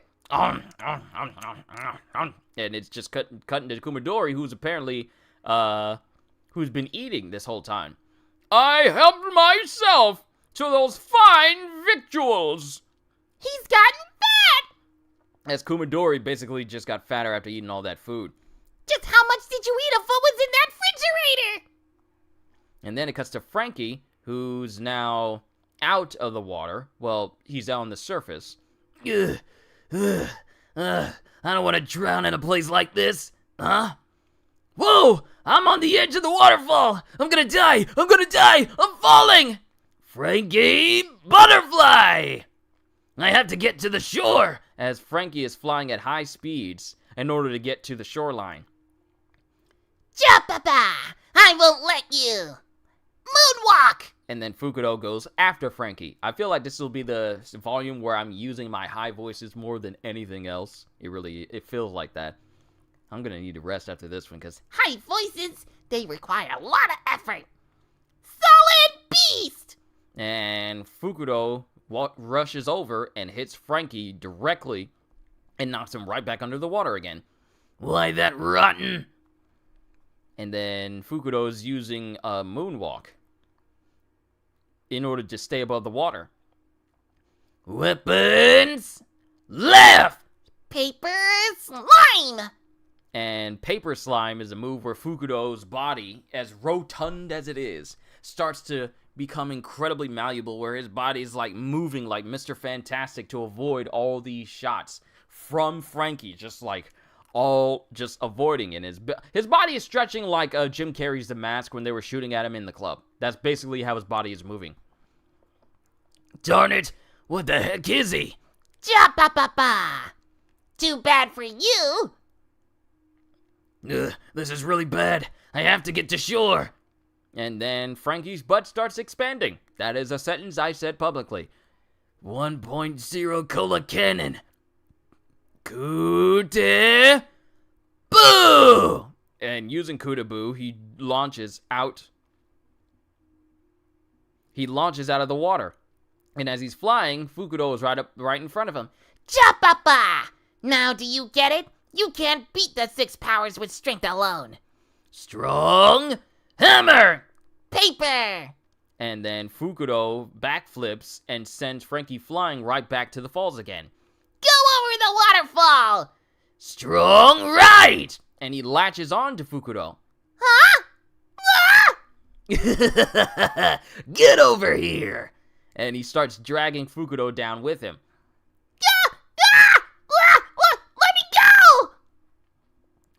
It's impossible for a one-legged moonwalk to support 2 people. We'll fall! Yeah, you're right. So before we fall, take me back to the shore. Or do you want to fight me while supporting both of our weights? Bet you can guess how that'll turn out. My life would be in danger too. Our fates are linked, so let's go back to shore. All right, you're right. Okay, I'll take you back to dry land. Jappa! But the moment we land, I'm going to end this. Sure, go on believing that. Jappa-pa-pa-pa-pa-pa! It's more than a belief. I just thought of a way to finish you off in one blow. No, really?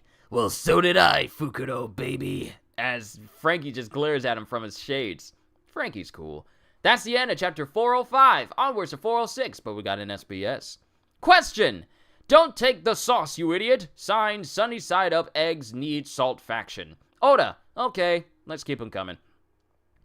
Question. Hello, Oda-sensei. This is a serious question. One Piece has been running for quite some time, right? Have you thought of bringing it to an end? Personally, I want it to continue forever. One Piece is the best. From Mac.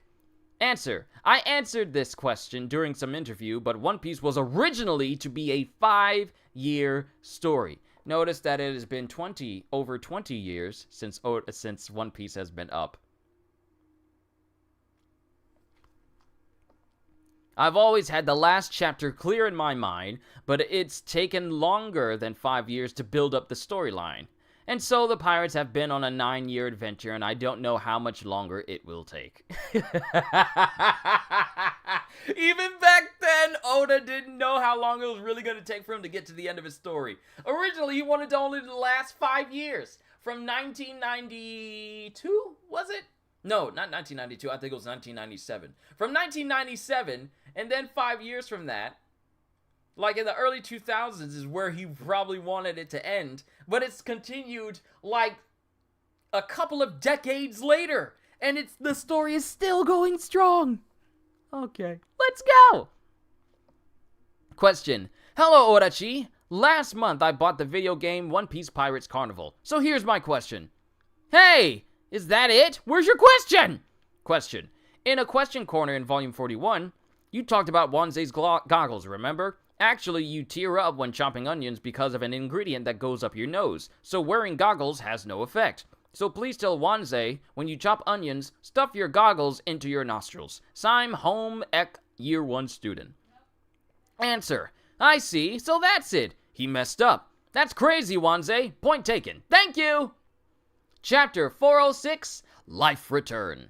Miss Golden Week's Plan, A Baroque Reunion, Volume 36. Transformation, A Princess, an Artist, and Paula from the Pub. So, Miss Merry Christmas has been turned into like a princess. Miss Golden Week, it basically looks like an artist with like a mustache and everything. And then Miss Doublefinger is right back to her Paula cover that she had during the whole Alabasta arc. And we cut back to Fukudo and Frankie, right over the space between the drawbridge between the courthouse and the Tower of Law. Now, what will you do? Just hurry up and get to dry land. Then I can knock you out. Cha-pa-pa-pa-pa! You asked for it. I'm going to shut that mouth of yours right now. Or hold a match in your mouth with the part that burns? Does that work? Interesting. And then it cuts to Fukudo swinging around Frankie. Cha-pa-pa-pa-pa-pa-pa-pa-pa! Hey, whoa! Super gut wheel! Iron ball! I'll splatter you against the wall of the tower. Good move. That would pulverize me. Frankie Centaur! Choppa! I've got both of your legs. Now you can't move freely through the sky. So what? Doing that won't stop this force. That's not quite true. 70 millimeter 0.2 cola cannon. A little coup de vent. And then he stops the momentum of Fukudo. So that Fukudo is facing in the direction of the building instead of him. Huh? The force died! The rotation has stopped! Curse you! This will do just fine. We're above shore. Now eat this. 70 millimeter 1.5 max cola power. Coup de... What? What are you doing, you scumbag? Yeah. And he starts trying to beat up on Frankie to keep him from doing this attack. Get a taste of this. Coup de vent. And Fukudo can only look on with his eyes bogging out of his head as Frankie, with full power, sends Fukudo flying directly towards the ground with extreme prejudice, extreme force, extreme velocity, with enough force to body Fukudo deep into the ground. Super! And we cut to Fukudo, who's just down on the ground. And Frankie, who falls towards the ground as well. But Fukudo is down. 1 down, 4 to go. Then we come back to the building as Usopp and Zoro are running from Chopper and Kaku. Did they find key number 2 yet? Yeah! Zoro, I can't go any further. I'm tired. Carry me! As if. Finger pistol! And it cuts to Jabra, who tries to jab at Kaku with extreme everything. Yeah. Actually, 2 down, 4 to go. You forgot all about Bluno? Everyone did. Everyone did. As soon as Bluno was down, we forgot that he was even a part of CP9. As soon as he was down and he was paying attention to all these fights, we forgot that he was even there. He was the first one to go down, and we immediately forgot about him. But that still counts. 1 down, 4 to go in the Tower of Law. What are you doing? You tried to hit me just now, didn't you? That's a false accusation. But if you want to fight, fine. You've just been in my way. That's my line, you ruminant. What do you mean? What do you know? I prefer meat. Sniper King, let's do rock, paper, scissors. Huh?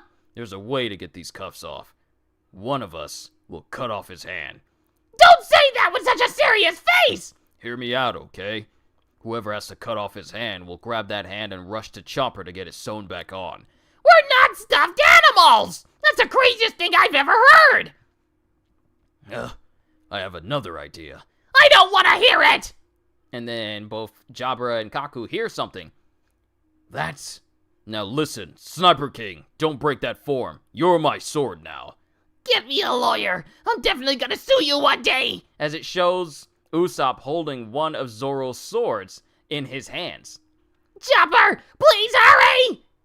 Then it cuts to Kumadori Kumadori as he's right there in front of Chopper. Yo-yoy! As he's burping. I've never seen anyone with so little self-control. You gained so much weight in only a few minutes! Thy concern is... I'm not concerned, and talk normal, you! Thy concern is unnecessary, because, as thou canst see, life return! Digest! And then it cuts to Kumadori, whose body gets incredibly skitty, and he just processes everything. And you don't even count Spandam because he's so insignificant. He's literally the Buggy of the group.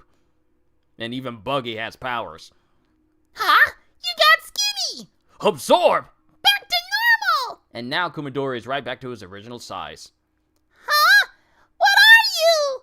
What did you do just now? A millennium in the sea. A millennium in the mountains. Inhaling the wind, swallowing the mist, I live as a hermit and completed my training. And lo, I mastered this life return technique. In nature, from the hair on one's head, from one's vital organs to the tips of one's toes, even to the ends of one's short hairs, there is not a single spot that cannot be controlled with one's consciousness. I got a good idea about what short hairs are, but I'm not going to go into it. You can consciously control every part of your body? Even your hair? I've read about something like this in a book. It's called biofeedback or something. So that's how come you can move your hairs like an octopus. Yo-yoy! To compare my hair to an octopus? This is the gravest insult! I am virile, that's all! You shall call me a shishi, a proud lion! Will thou call me such? Willst thou? Willst thou? Yo! Doo-doom. Like, that's basically how he's posing. I love this guy. Yeah.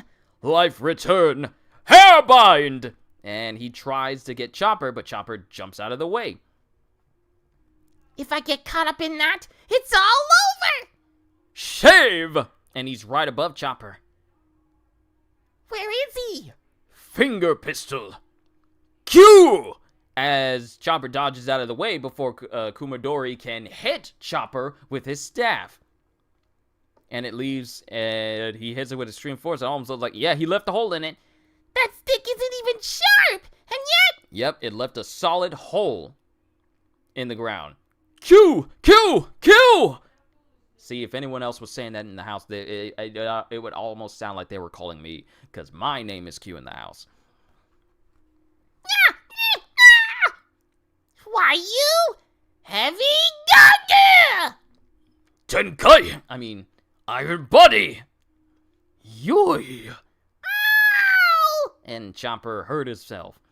Darn it, I have no choice. Unless I attack with the arm point or horn point, he won't budge. But the rumble ball is too powerful. I can only use it once every 6 hours at the most. Any more than that, it will take a huge toll on my body. If I use it a second time, things go out of whack and it's harder to control my transformations. If I use it a third time, I could pass out and become unable to fight. What'll I do? If it's just one more time, I might be able to increase my power. And now I shall run thee through! Shishi kabob! And his staff, Kumadori's staff, gets light on fire, and he tries to jab at Chopper, who goes on all fours and starts running away from Kumadori. I'm wasting time here! Rumble! It's high risk, but there's a chance. It's do or die. I have to settle this somehow in 3 minutes. Eat this! Hard point! yoy! Yo-yoy! Wrong! As instead of a horn point being him transforming into his horn point, he actually accidentally goes into his guard point. Hot! Hot! Kabob! Jumping point! Kabob! Oh, wait. Yo-yoy! Kabob! Jumping point! Ah! And then instead of jumping point, he turns back into his muscular form again. And he gets skewered by Kumadori. Yeah! and sent flying into the distance with Kumadori going, yo-yoy! Yo-yoy! And he's posing while Chopper's got knocked into the back. And then it cuts to Chopper. I couldn't control it after all. Curses. If only I could produce my arm point, I'd use my cloven hooves with all my might. The fire's spreading. This room's getting dangerous. I don't have time to waste fighting someone who doesn't even have a key. I have to find the number 2 key quickly and free Zoro and Sniper King, or we can't even save Robin! Thou art a stubborn animal! Life return! And Kumadori's hair starts turning into hands that have their fingers just outwards. His hair is taking the form of arms. Do it, Chopper. You can't let yourself be defeated in a place like this. I'm their last hope.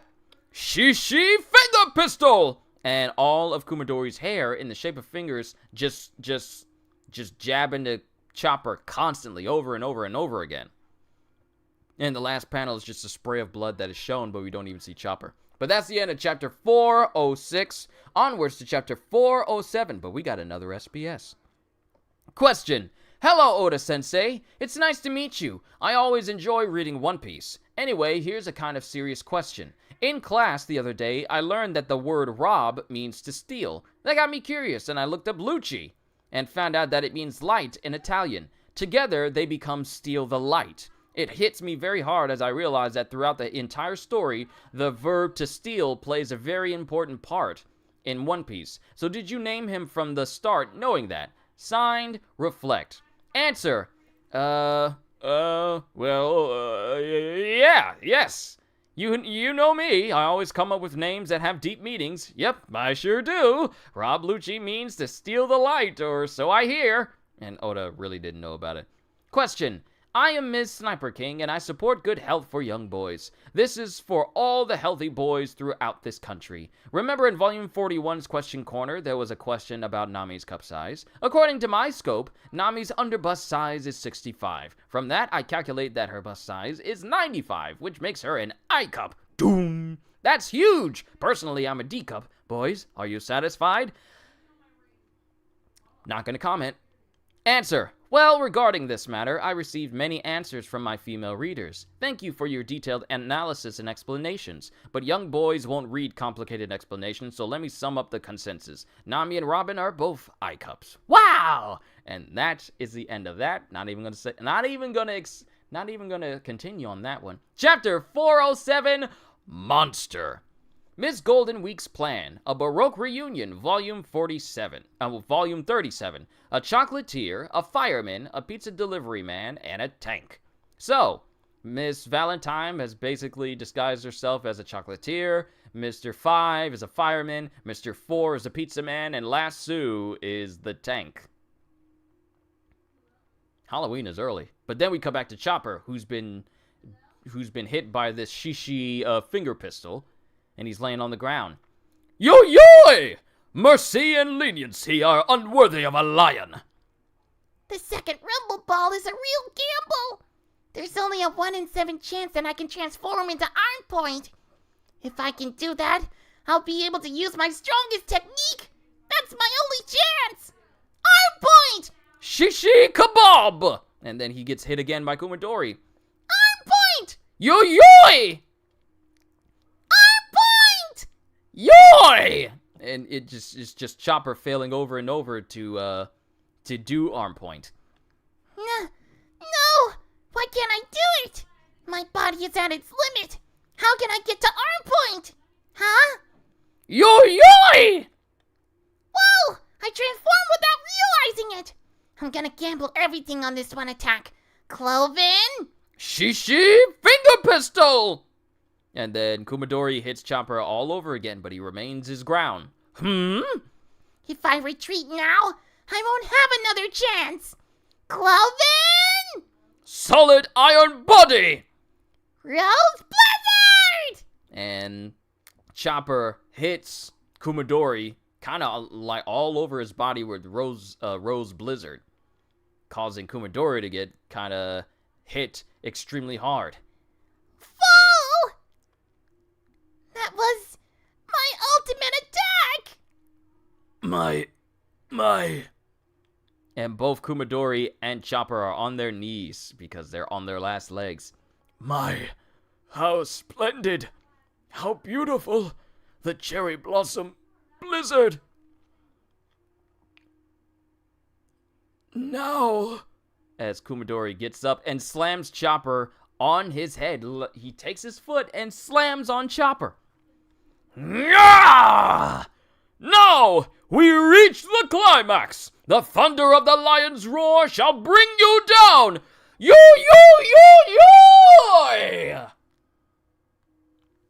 And then Chopper's just getting beat up by Kumadori. Because Kumadori's got a second wind, apparently. Tempest Kick! Lotus! And Chopper gets hit by this attack. It's useless.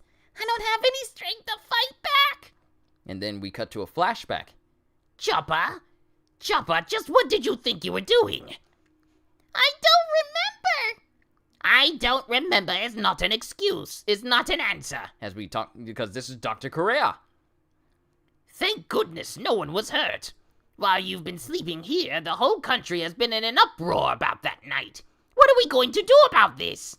An entire village was nearly destroyed. It's fine if you inherit your father's love of experiments, but you can't rush in and do these things without careful evaluation.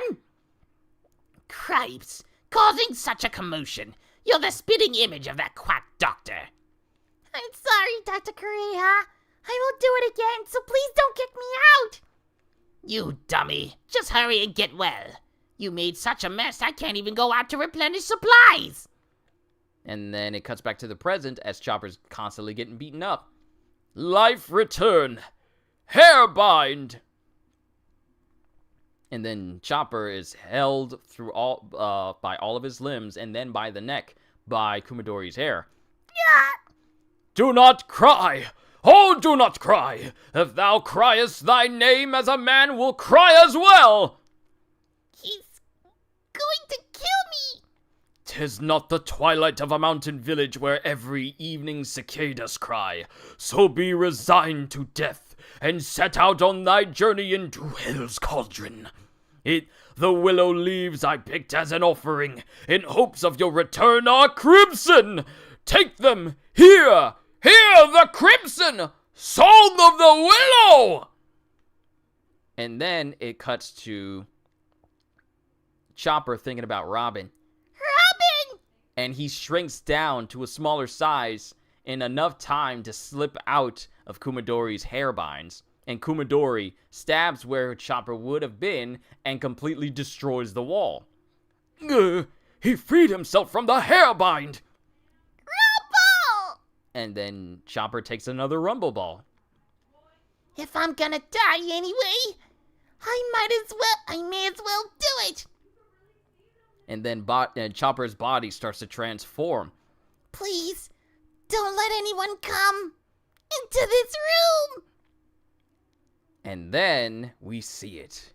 Chopper has grown to a monstrous size. His hair is long and flowing. His arms are massive. His antlers are long, angular, and spiky. And his face is just completely and utter terrifying. And Kumadori is completely shocked to see this. I used the rumble ball 3 times. Then I lost consciousness. And after that, Let's just think of it as the devil fruit going wild. Don't ever do it again. uncontrollable power that destroys friend and foe in your own body. There's no other word for it. Oh wait, this is Goreha thing. Uncontrollable power that destroys friend and foe in your own body. There's no other word for it but a monster. And then it cuts to Frankie as he's looking for the key. That's on Fukuro. This week's Super has me. This week's Super Me has taken a heck of a beating. But at least I got the key. Number 4, eh? The swordsman in the nose wanted number 2. This one had number 4. He has number 3, which means there's one left. I'll bet that secretary woman has number 2. I better hurry and give them some help. And then we cut back to Khalifa. Cuts back to Khalifa, who's apparently just taking like a regular bath. She's just casually taking a bath while Nami's on the other side, covered in like soapy water. And she's just blowing bubbles. And Nami is just hurt. And then it cuts back to Khalifa again. You people are running out of time, aren't you? I thought you said you wouldn't go easy on me. Perhaps I heard wrong. Don't make fun of me! I'll make you pay! Then get back here and keep fighting. You don't need to wait. This battle has already begun. And she's saying this while she's just in the bath. I'm amazed that someone with a fruit ability would be dumb enough to bathe in front of her enemy. If your body is half immersed, you shouldn't be able to wield all your power. So, I've left myself wide open, is that what you're saying? As she gets up out of the water. And she just walks over to dry herself. Of course, you cannot see this matter. Don't worry about that. It's not like you're at full strength either. Excuse me for a second. As she dries herself off. What did you do to me? Isn't unraveling such mysteries the best thing about fighting one with powers? As we think back to Sanji. It was definitely this woman who did that to Sanji. I must be on guard. If I lose here, my sacrifice will be pointless. The strength I lost is slowly returning. And then it cuts back to Khalifa, who's putting all of her clothes back on. I'll show you the power of the perfect climate baton. You're badly mistaken if you think all I've got is my looks. And then it cuts back to Khalifa, who's putting all of her clothes back on. My legs can move again.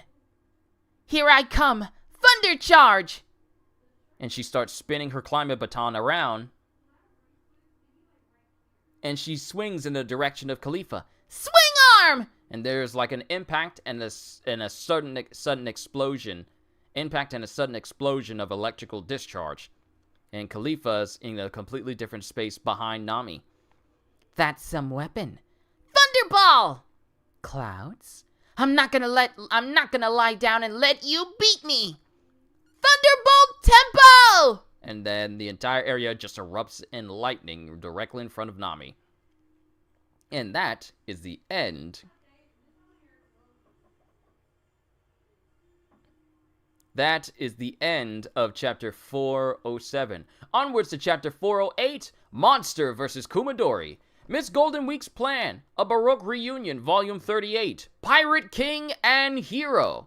So, it shows Mr. One in the whole getup and appearance of like a superhero, while a Crocodile has the clothes of a Pirate King. More likely like like a Pirate King clothes. But yeah, chapter 408, Monster vs. Kumadori. And then lightning pretty much enveloped the area in front of Nami. That's what happens when you're overconfident. And then, shame that Chopper became only a mascot. The arrogance of this group, I know. And it shows that there's a door in front of where Nami struck. And then that door starts to turn into bubbles. And inside of this door is Khalifa.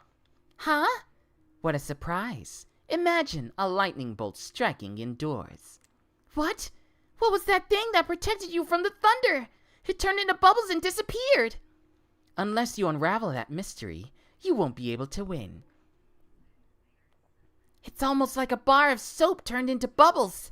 I wonder if you're some kind of soap person who ate the bubble fruit. But even if you know what my power is, that doesn't mean you have a chance, impudent girl.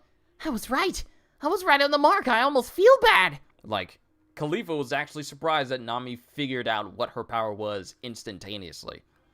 In any case, you're right. The answer is hygienics. I ate the bubble fruit.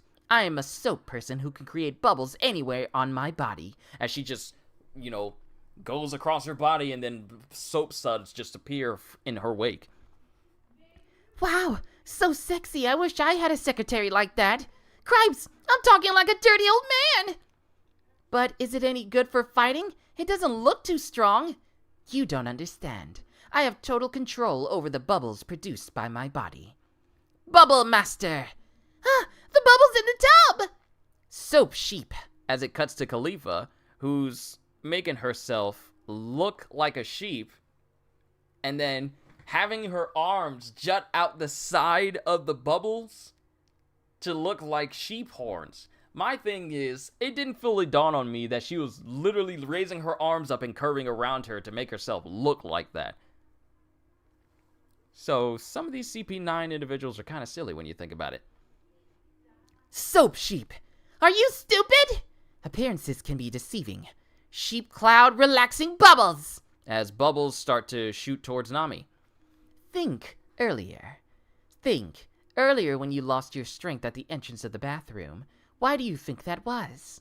That's right. It must have been because of her powers. The bubbles? Now that I think about it, from the time I stepped into this room, the floor was covered with bubbles. And then Nami gets hit on the side of her shoulder by these bubbles. Oh no! No! You figured it out a bit too late. I'm losing my strength. Just like the first time. It was because I stepped on the bubbles on the floor. Little by little, you will understand the true terror of power. And then Khalifa shaves out of the spot she's standing in, and then Nami notices, and she gets kicked away by Khalifa. The bubbles from my body can loosen and wipe away anything. Dirt, of course, but also power, as well as other things. In case you forgot, I'm an assassin for a secret organization. I can move again. It must be because the bubbles went away. You'll pay for this! Thunderball! And then Khalifa shaves from that spot before Nami can hit her, and appears directly behind her. Just that weapon alone is woefully inadequate. And then she grabs Nami, and she starts rubbing across her leg, just rapidly. Golden bubbles! What? What are you doing? Shave. And then Nami tries to hit her, but finds that, she misses her. But we also see that Nami's legs have completely changed their shape completely. I can't stand up. What? My legs! Aren't they pretty? Everything I touch becomes nice and smooth. I'll give you a smooth, glossy complexion on every inch of your body. And then it cuts to a solid roar. Let me do this right.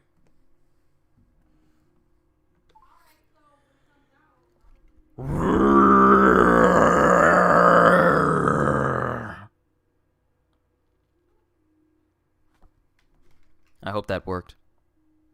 Did that work? Check. No, it didn't work.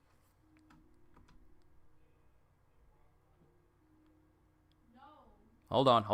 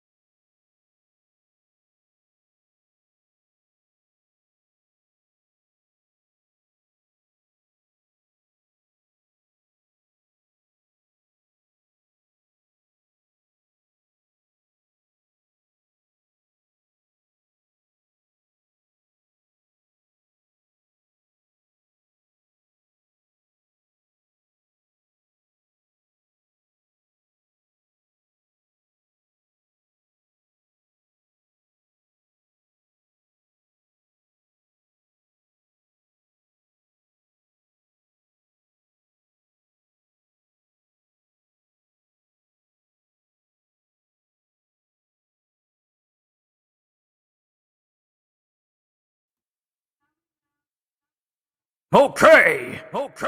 There we go. Okay, so here's something I've been noticing. Whenever I use my Bluetooth headphones, it causes my voice mod thing to be kind of wonky. Sorry about that. I had to fix it. I had to fix it and make sure that it was good.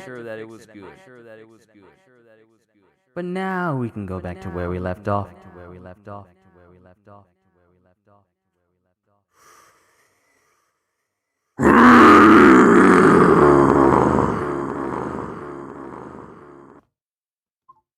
There we go. That's what I wanted to do, but everything just got thrown off out of whack. I'm sorry for that. We're almost done. We're already making good time.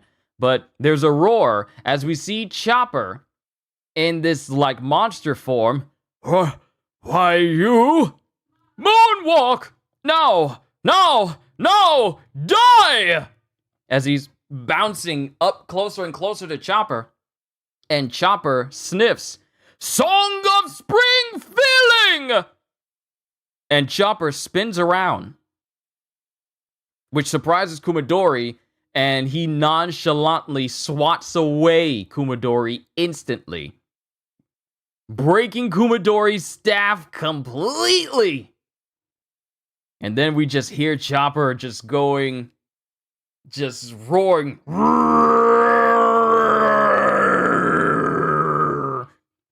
As he brings his hand up, and Kumadori goes, Iron Buddy! And then Chopper just proceeds to smash him, and like Hulk smash him over and over and over again while he's roaring out loud. Then we cut back to Frankie climbing up the Tower of Law to get back to where Chopper was. I don't know what's coming up. I better stock up on cola. Huh? As he gets up, he sees Chopper standing in front of him with Kumadori in his hand. What the heck is that?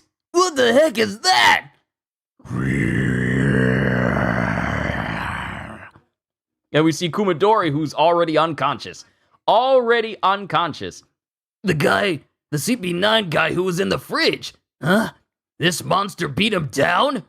And then Chopper, in this state, just takes Kumadori and then nonchalantly flings him next to him. In the anime, he flings Kumadori with such force is not nonchalant. He just tosses him like, whew. And then Kumadori goes flying into the distance. That hat? I've seen it before. That deer was wearing it. Hey, you! Are you that deer gorilla? And then Chopper raises his hand and slashes in it and tries to smash in the direction of where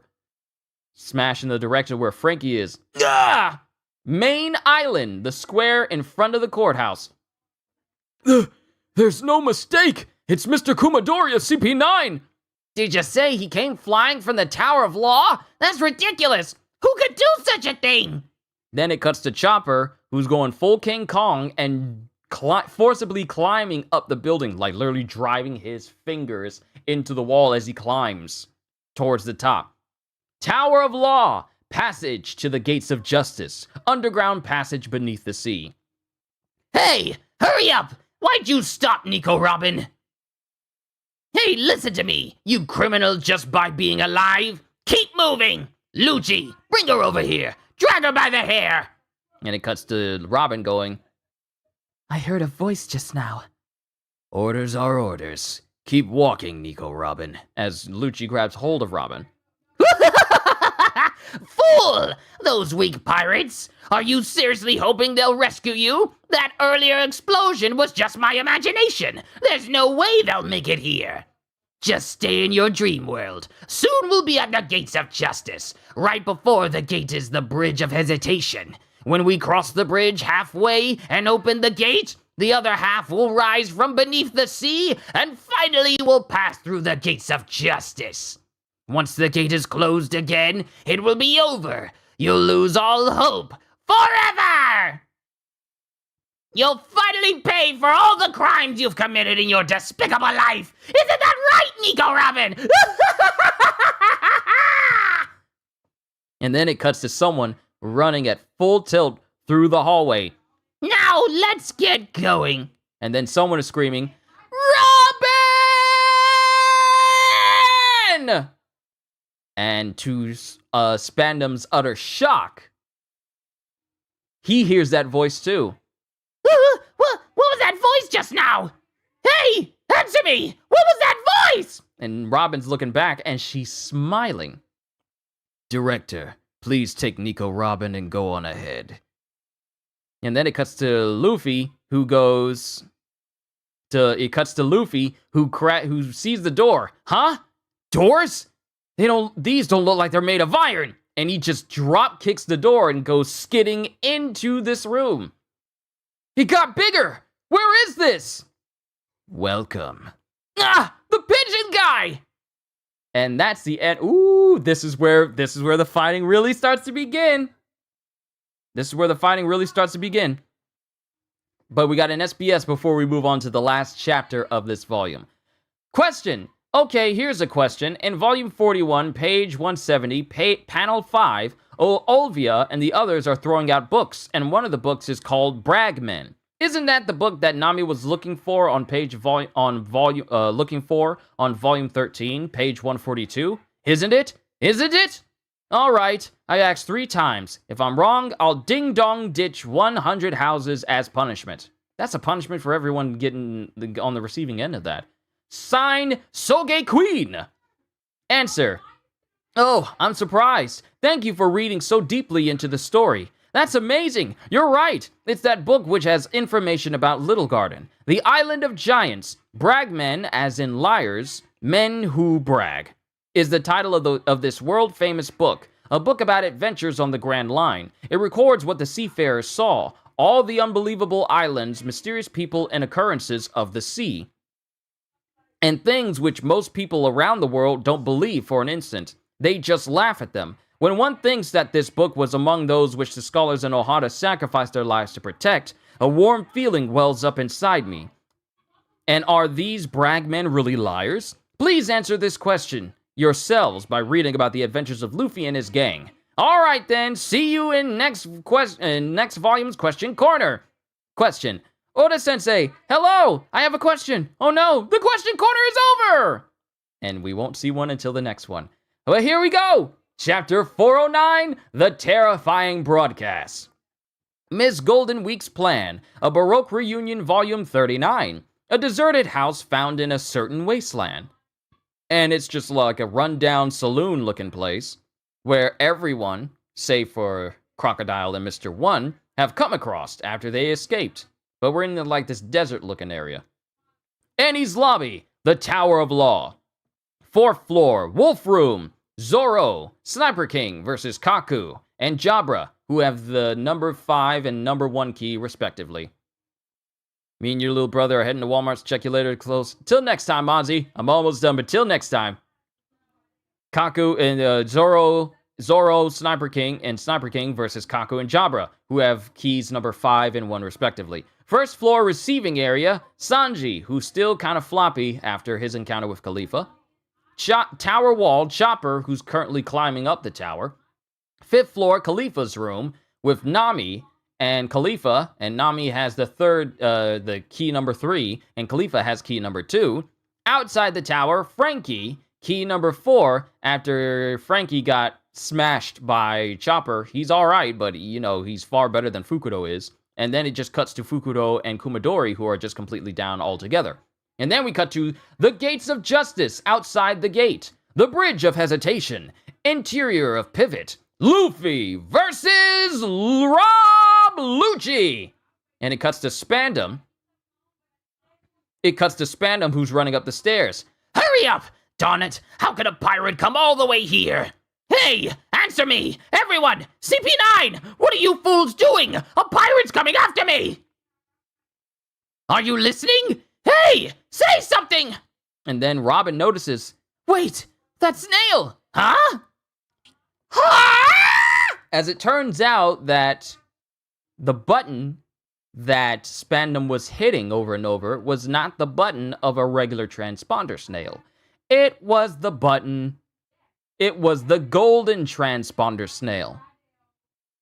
The golden!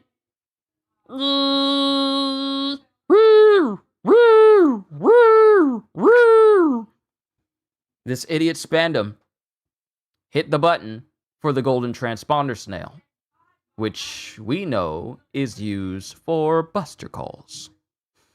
And now we cut all the way to Navy headquarters. The silver transponder snail has intercepted a signal. The buster call has been sounded. Admiral Aokiji has requested a buster call. Grand Line, Navy headquarters.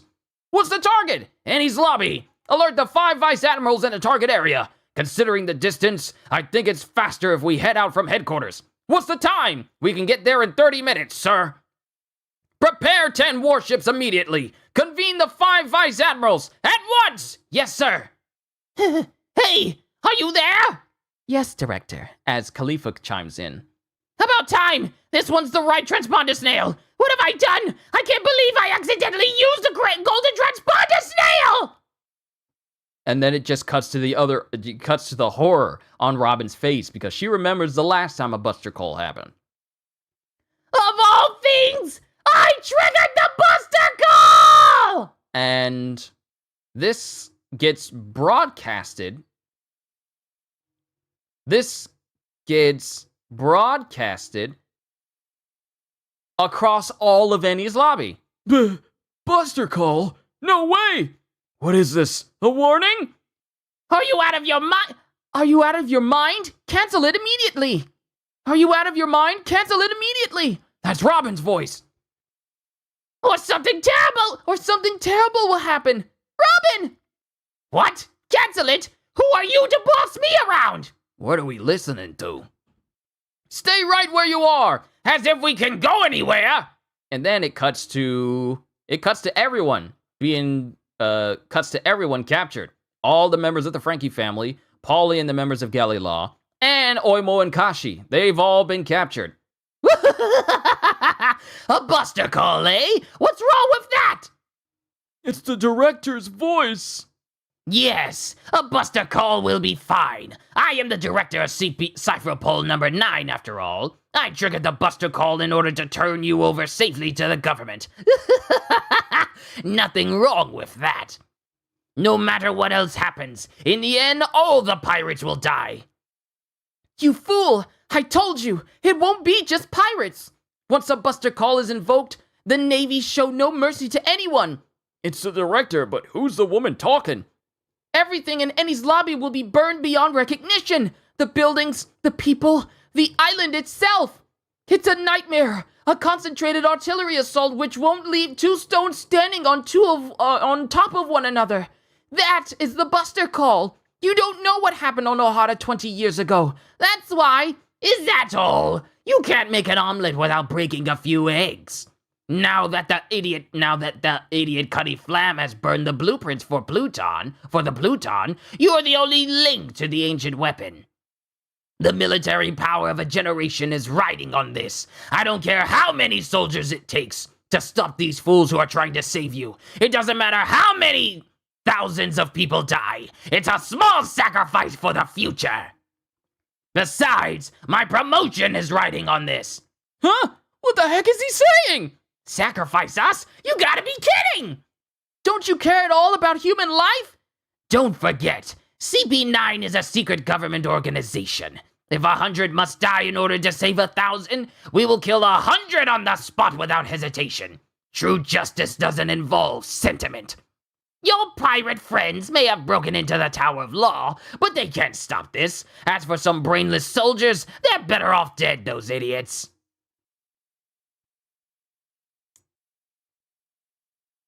Ooh. And then it cuts to Robin. That mini transponder snail. It's transmitting. Ah! Ah! No way! Our conversation went on the air? Anyway, my name is Straw Hat Luffy.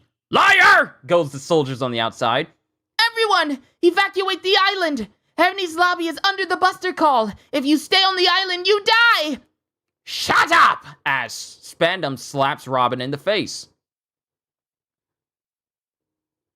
And then there's silence. And then all the soldiers are looking on. Buster Call? It seems the Buster Call has been triggered. What is that guy doing? Looks like there's a problem. I'm the one with the problem! As we cut from Kaku, Jabra, and Zoro, and Usopp, respectively. You poor things. It seems hopeless, doesn't it? I'm not worried. We're quite used to situations like this. And then we cut to Kokoro. Well, that was Khalifa and Nami. And then we cut to Kokoro. Oh, that pirate kid. Just what star was he born under anyway? He stirred up things again. He certainly makes life interesting. And then it cuts to Navy soldiers running away. The Buster Call has been triggered! The warships are coming! Get out of Eddie's lobby! And it cuts to everyone running away. Why are the Navy soldiers running away? Why are they scared of warships? Remember, she said the island would be burned to the ground. But this is a government island! How should I know what the government's thinking? Hey, guys, if you're gonna run away, untie us first! As everyone is running past the Frankie family and everyone who's been bound up. Then it cuts back to Robin, who's been slapped by Spandam, punched by Spandam, and she's laying on the ground. Well, she's laying on the stairs as he makes his way down. You had to open your big mouth. If the pirates manage to escape, how will you make up for it, eh? Then it cuts to Luffy, who's in the room with Lucci. What was that just now? Where was Robin speaking from? On the other side of the door. And then Luffy immediately runs up on Luffy and tries to hit him, and he blocks him. At least give me time to say I won't let you pass. And then it cuts to Luffy hitting, and then it cuts to a massive exchange of blows as it ends with Luffy and Lucci hitting each other in the fist. And the force of this blow causes a shockwave that causes their punches to not only recoil and also cause a shockwave to happen, but also cause everything in the room to get tossed up as they get launched towards the opposite ends of the room. And that, ladies and gentlemen, is the end of Volume 42 of One Piece! We did it! I know I had to take care of that technical hiccup earlier on, but I want to thank you all for your patience. And we are done with Volume 42. We will continue with Volume 43 on Monday. But for now, this is where I'm going to call it a session. We were pretty good. I didn't monologue as long this time, which allowed me to get more chapters out in a smaller amount of time. But overall, I enjoyed going through this chapter. Hopefully, I won't have to do any high voices in the next volume, because Chopper's voice and Fukudo's voices, they can get quite high, and I wouldn't say I'm straining with those voices, but I can definitely feel those voices when I do them a whole lot. So hopefully in the next volume won't have them. But at the same time, can't wait for Volume 43, because Volume 45 is where things that will fundamentally change the world of One Piece, at least in the pre-time skip, that's when those get started. So can't wait to get through that. We are almost... Wow. We are only we're only a couple of more volumes away before we're done with Enies Lobby, and then we move on to Thriller Bark. And then after Thriller Bark, it's Sabaody. And then after Sabaody, it's the Paramount War. Can't wait! We're doing good, folks! We're doing good. But I'm done. All I can say to everyone here is, hope you all enjoyed. Can't wait to see you all in my next video. And if you enjoyed what you saw here today, then like, subscribe, and share this stream with everyone you know, because the more the merrier. Because I am always looking forward to entertaining you. So have a fantastic day, and once again, as always, later, peoples.